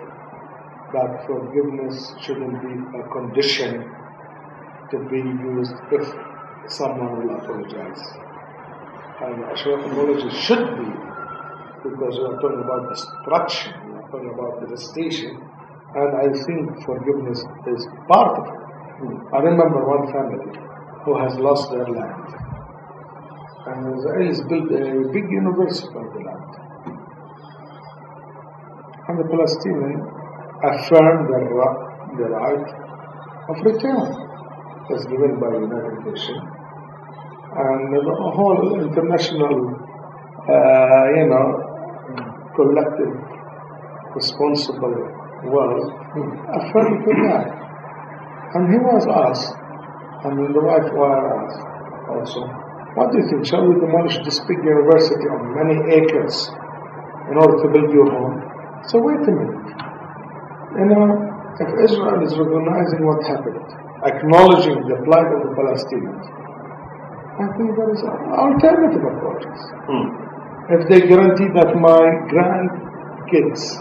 grandchildren will have free education. I mean, there is a will, there is a way.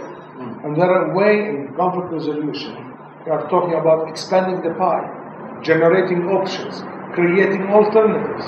But at the same time, we don't want to exert pressure on the weak party and extract more concessions and getting out without anything in return. You know, the idea of the bicycle, if someone takes my bicycle that I commute to work, and I was crying, and then one guy said, sorry, but I need the bicycle. I need to go to work. I want to feed my kids. So I need another bicycle, not necessarily the same bicycle. A bicycle that could really help me to promote to go to work.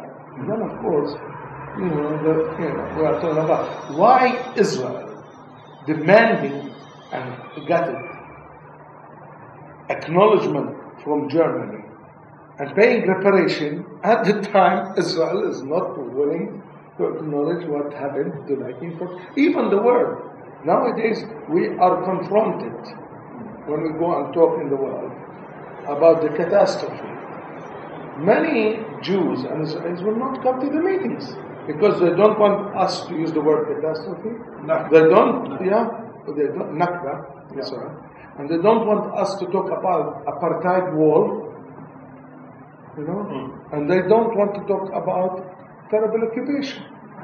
I remember I was in Canada, and I was giving a talk, and there were invitations for Jewish groups, and they made Google on my name, and they found two words, apartheid wall and brutal occupation.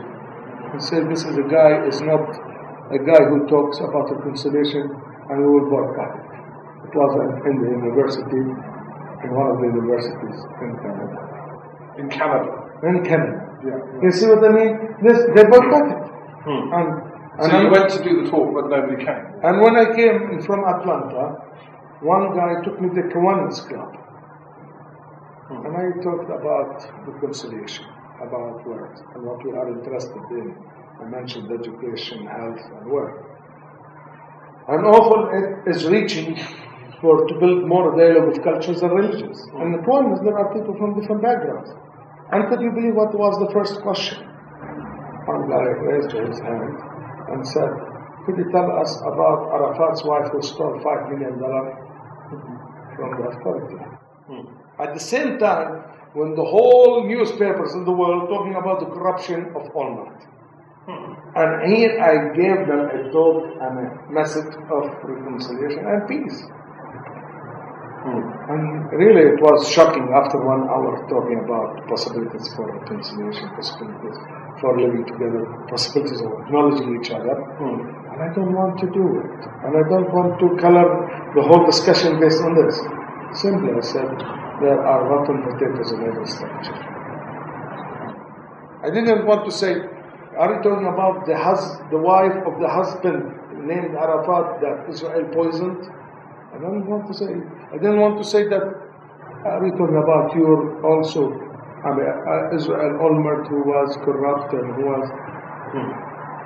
This is the problem. It's the distortion of the Palestinian people, the demonization. Yes, we have corruption, we have extremists.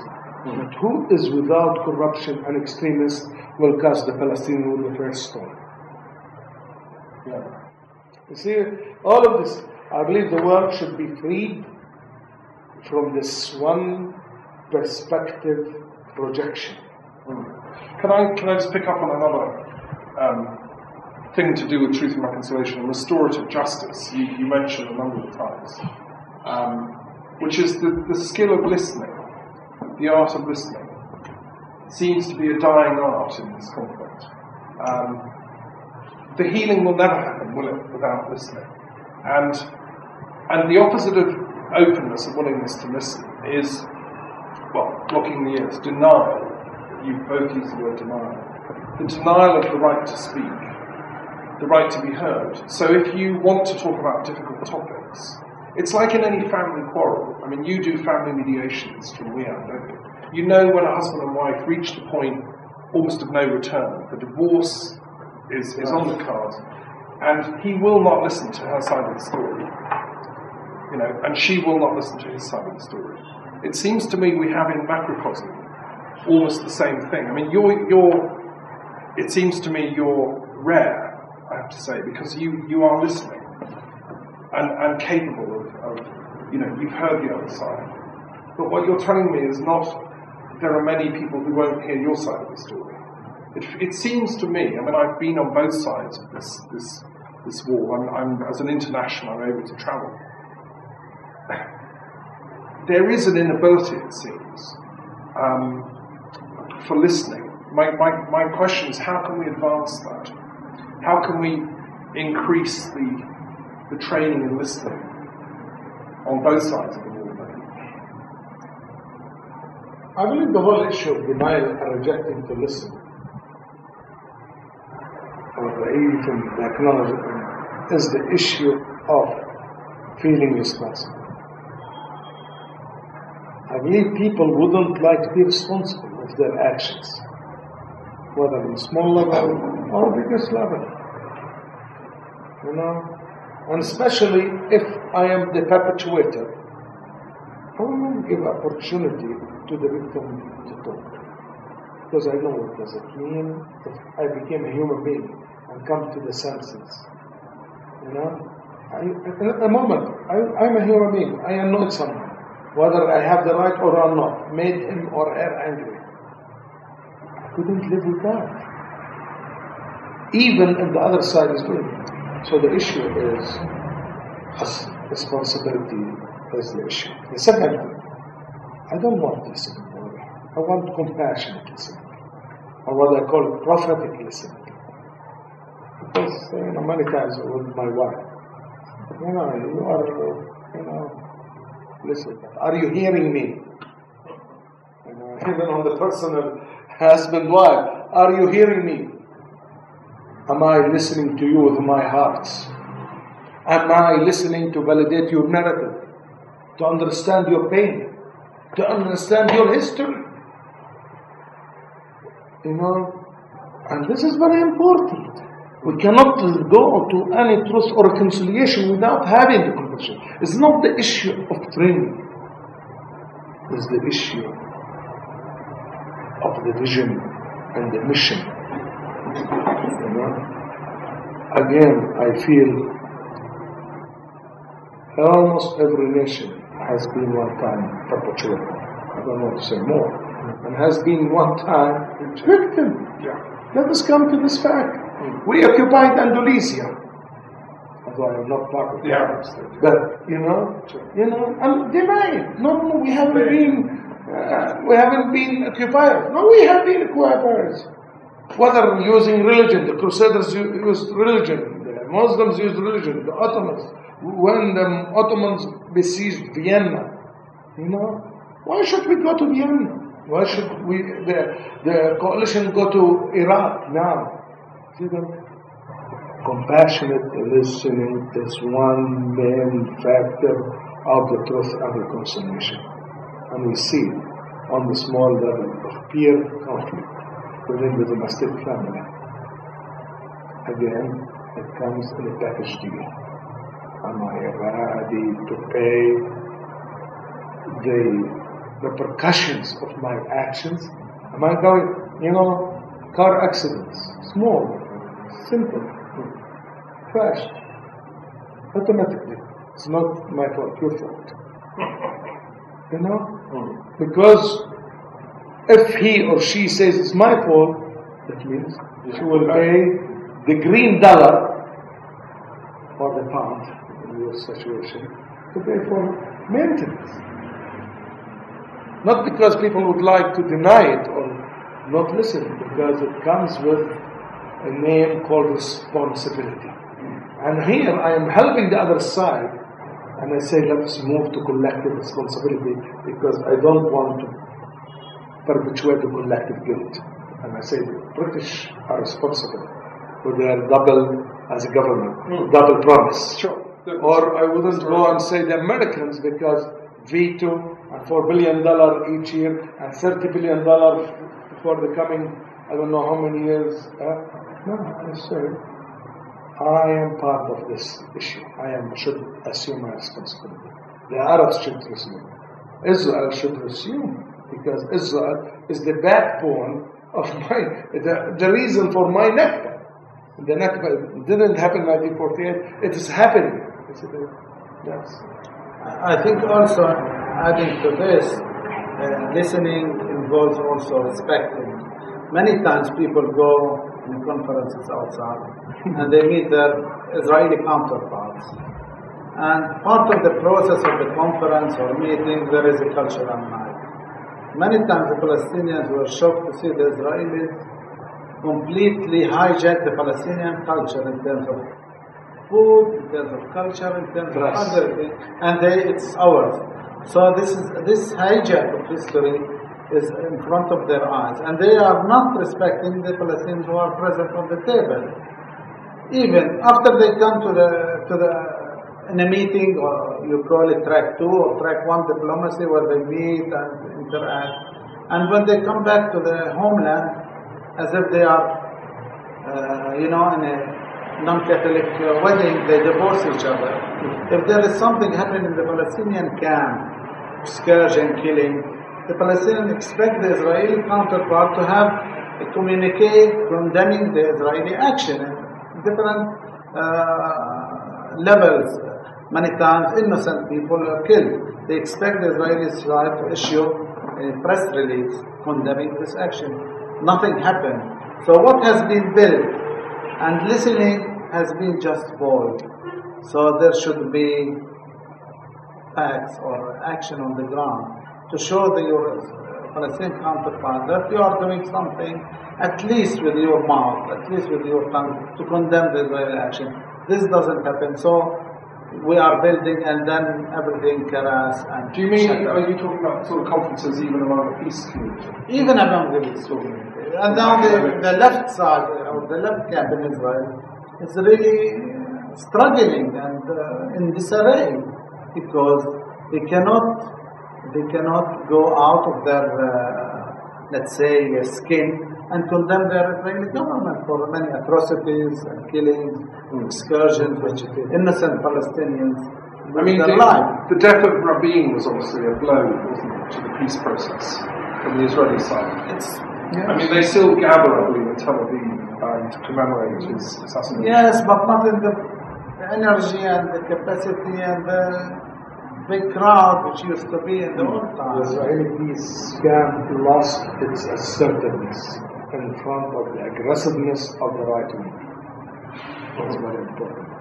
The peace camp in Israel, after signing of the peace treaty, they think the peace, and I'm talking about Oslo and then, is the work of the government. So they become very weak and very shallow, instead of being strong. And this is a problem with at the same time I have hope in them.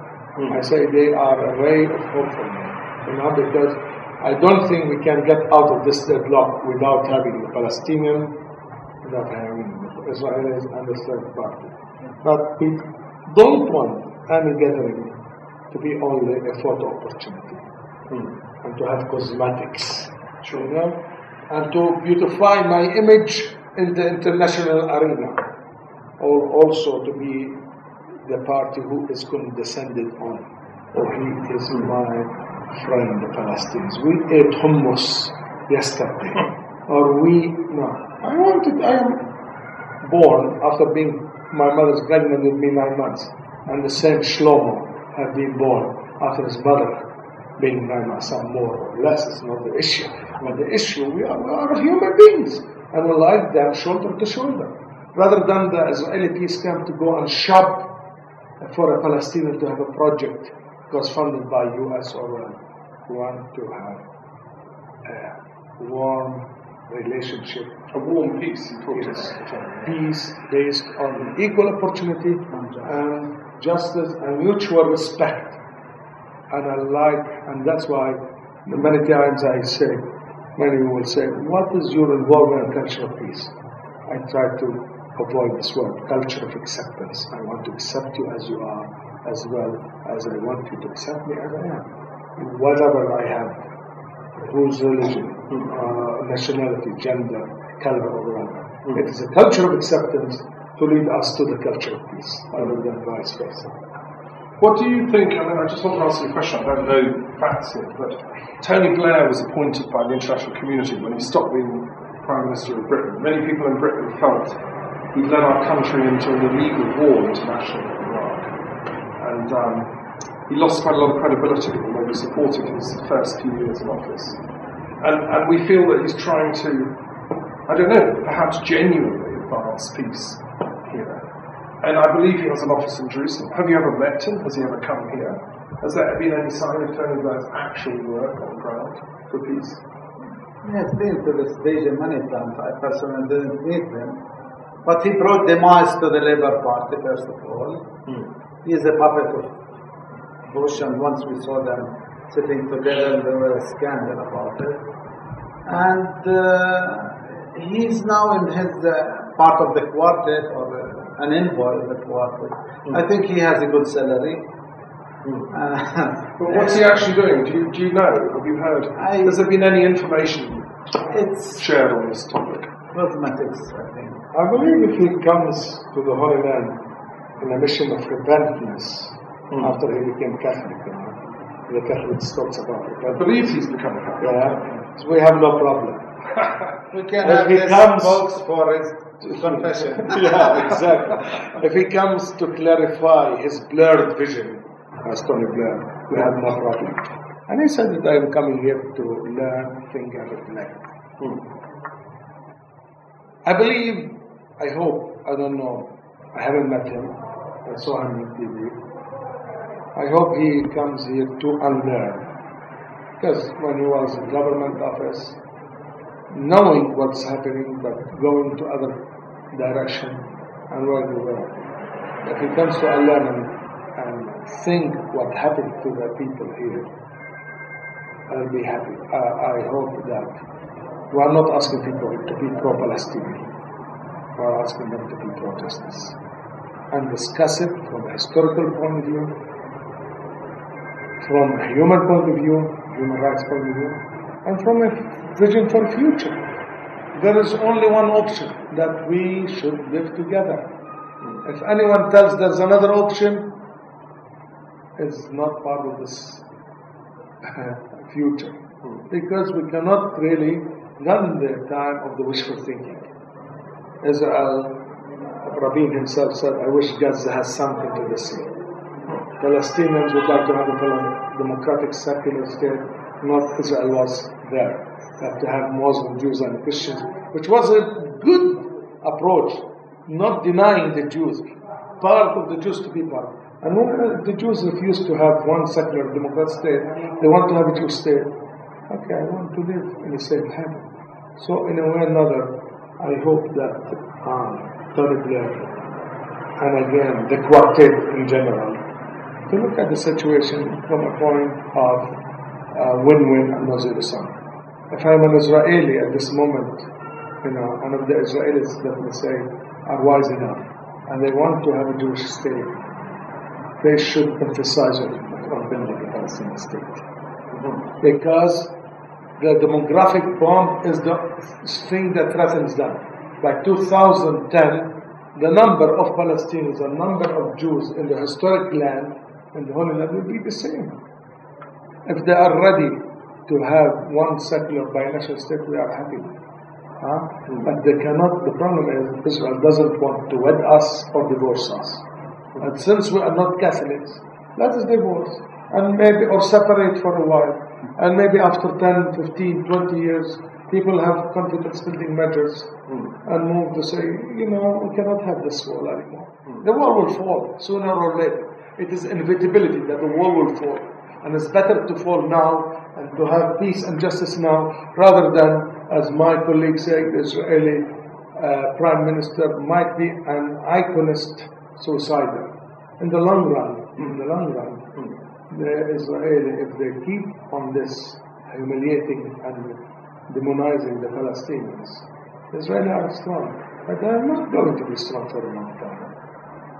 The Palestinians, the Arabs, the Muslims, whatever they say, any group might be strong. And we know. This is the history that we learn from the world, that no strong country will be eternal. No. Which is the biblical witness of injustice is my strength. Yes. This is the biblical. Yeah. In truth is my strength. Yes. And I think St. Paul even said, in my weakness is my strength. Paul, yes. It's a very famous theological saying. Yes, and we say that. Now, we don't want this government. We don't want army. We want to be treated as a human beings and to have our safe haven. So that's very important. I mean, just to confirm that, your vision, the Palestinian vision, is of a peaceful, independent state, yes, without huge armies, without great rockets. A centre for Palestinian culture, premised on non-violence, kind of Switzerland in the Middle East. And I understand when I talked to Afif Safieh, who for many years was the Palestinian representative in London, he was a good friend of mine. I admired his intellect. I believe he's now in America as the representative there. Is it in Russia now? Anyway, he spoke very eloquently about the eventual Palestinian state. And my understanding was that Palestine wished to possibly apply to join the Commonwealth at that time, the British Commonwealth of Nations, 53 nations, as a former part of, like Canada. I mean, I'm actually half Canadian myself. And I set up a Commonwealth Interfaith Association for religious thinkers from all different Commonwealth countries. I personally would welcome a Palestinian independent state as a member nation of the Commonwealth. Part of the links. The Commonwealth is a microcosm of the planet, and it has associations of lawyers, of scientists, of doctors from throughout the Commonwealth that then go to each other's countries helping them, also with aid. Anything we can do to help advance that. I'm hoping the Truth and Reconciliation in the Middle East project can be part of that. Is there anything you'd like to say in conclusion? Any final thoughts? What's the vision for your centre in the next 5 years? Where do you want it to go?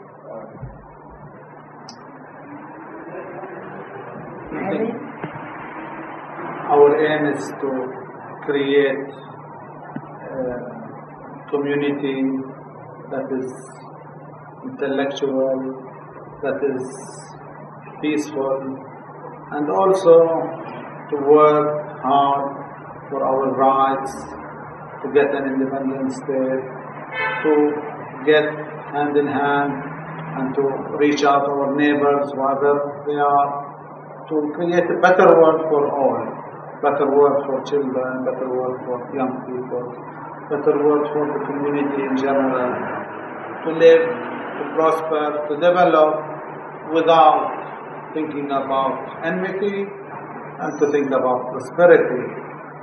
So this is our vision, to help the community reach that stage, to create a community that is really understanding each other, in which conflict will be diminishing, in which people believe in the rule of law and work towards getting this state in the Palestinian land.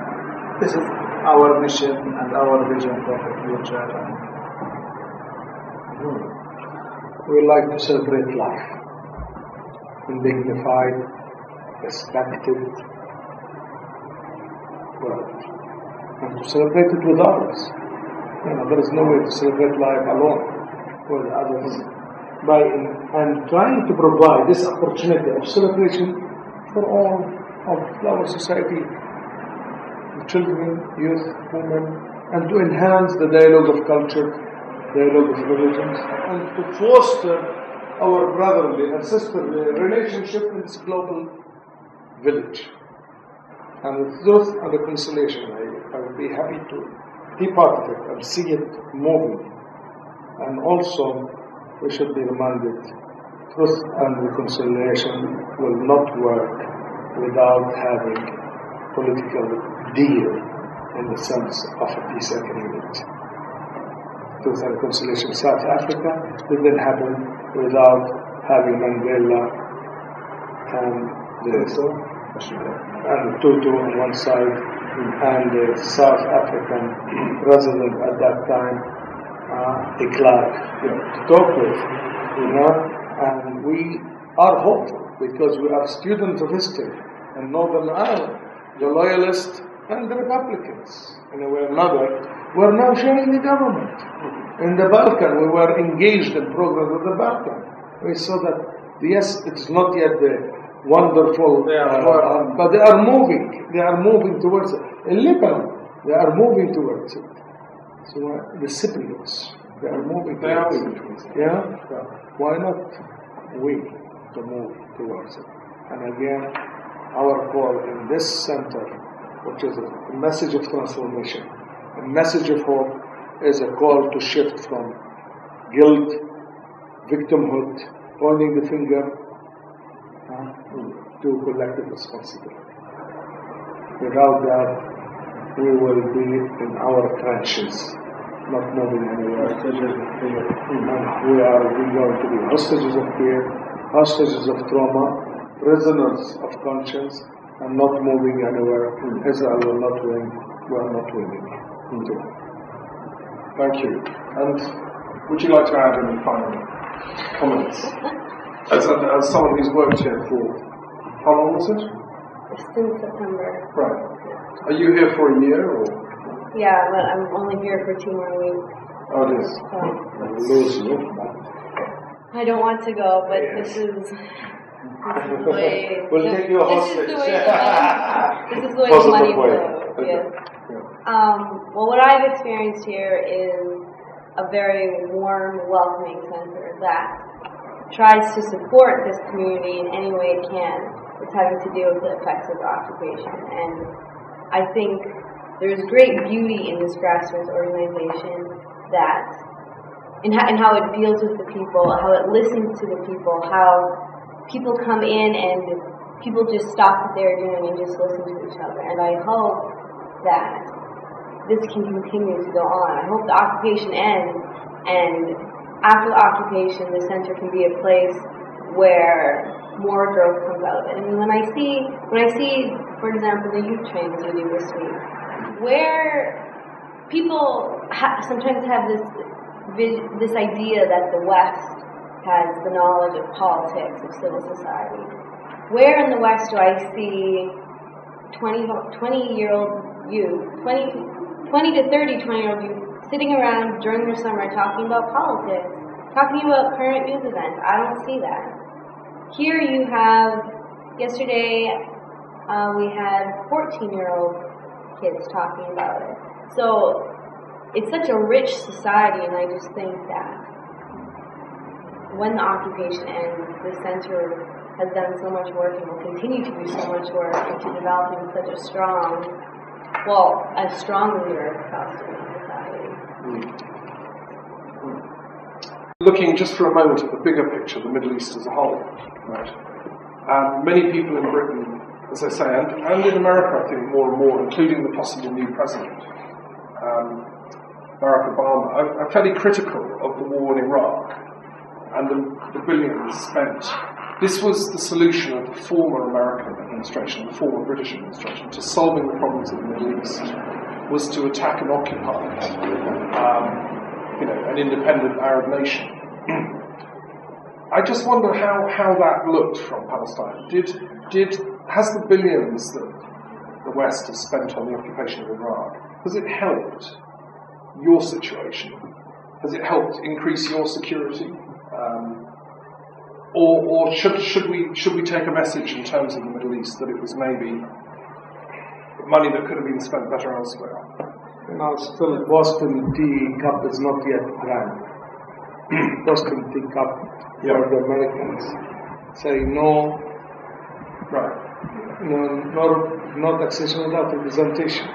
No one would like to be occupied. There is no benign occupation. And there is no way to solve conflict through violence and occupying and others. I mean, the American myth of the populist American consciousness was the brave American heroic people going in to help their Iraqi brothers get rid of a horrible dictator who had weapons of mass destruction. That was the myth that was sold. It was a myth. It's not for our sake. It's not a war. You didn't buy that.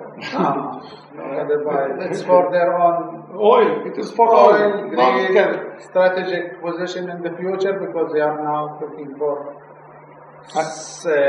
what you call bases to put their armies for future.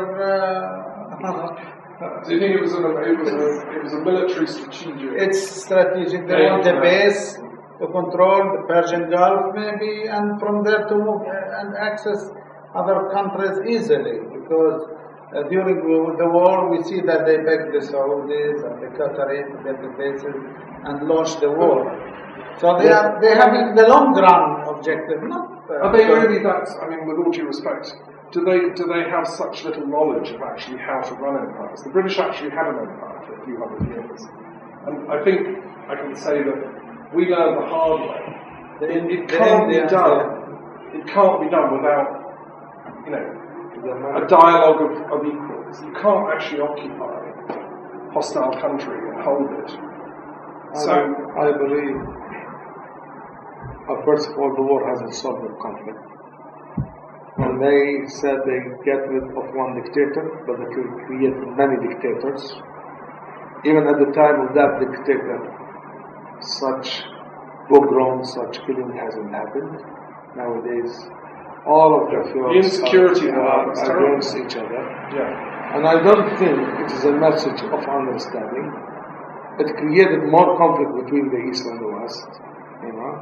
It also demonized the image of the United States, because no one will say that the United States troops are coming to create democracy and serve the people. They're coming for oil. And it's not the United States of America. We are talking about the multinational corporations, which is in great alliance with the United States. The United States is the military, and those are the political wing, if you like to say. The political and economic wing. Yes. Who benefited from the like Halliburton company, where they have contracts, and we saw the scandal. Billions of dollars were just swallowed. So really it's a war from the corporate sector on the people of the Middle East. Yeah, because they forged history even. They talked about Saddam, nuclear arsenal, chemical arsenal. They talked about Iraqis killing infants and incubators. There's bluffing. Even they try to forge letters to say that Saddam is linked to Al-Qaeda, and he has nothing to do with Al-Qaeda because of different ideology. And there was also claims they were buying uranium in Nigeria, which again would prove... But really what is appalling is the double standard in dealing with Security Council resolutions.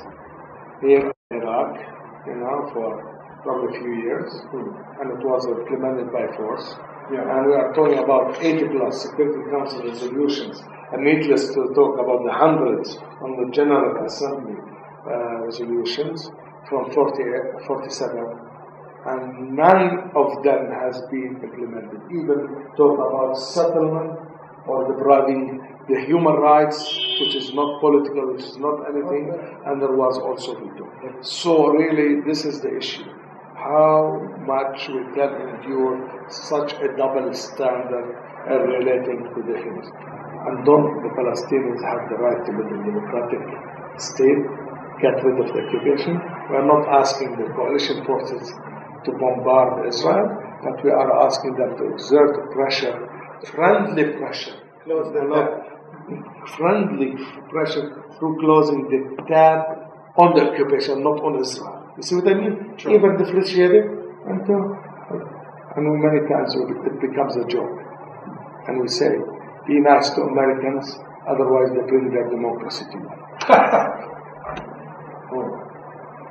So there's, in terms of the bigger picture, and Palestine's unique role in the Middle East. Its status was not advanced by the expenditure. That's what I hear. I mean, I guessed as much, but I was just checking. And again, I believe we love to live in the Middle East, void of nuclear weapons, or weapons of mass destructions, biological harms, to have a free environment, balanced environment, against the Iranian nuclear bomb, as well as the Israeli ones, or even against American nuclear bombs. Because look at this, you are talking about state of Israel, how much is small. Do you think if there is an explosion in Dimona, the Jews will be secure? America will secure them, the West will secure them? It will be another Holocaust, but not by us. You're talking about an accidental explosion. Accidental or like yes, the leakage, leakage of, why also to throw the nuclear garbage on the southern parts of Israel? Where does the waste go? I don't know. They talked about it. Some people have pictures of it. If you ask also human rights, physicians for human rights, they might give you an answer. Because I remember I attended a meeting when we were there in Jordan, and they talk about that, and someone showed pictures how many kids have cancer and leukemia, but I'm not sure. In the Mecca? No, in the southern part of Hebron. I don't know where exactly. In the West Bank? In the West Bank. Also near Calcilia they do. Well, there's actually nuclear waste. There's chemical dumping. So we are not sure.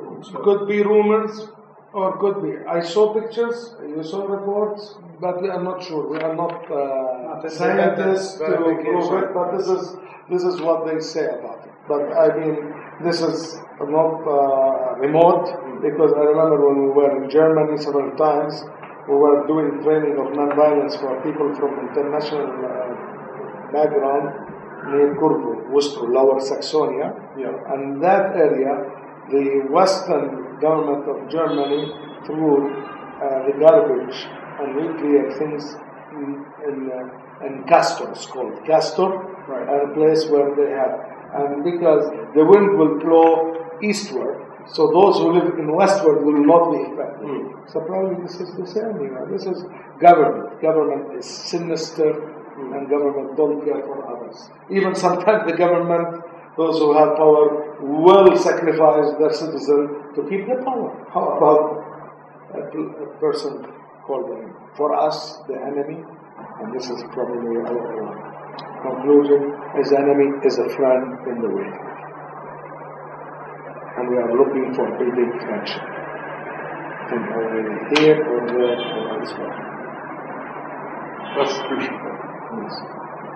Well, thank you again for your time and your counsel.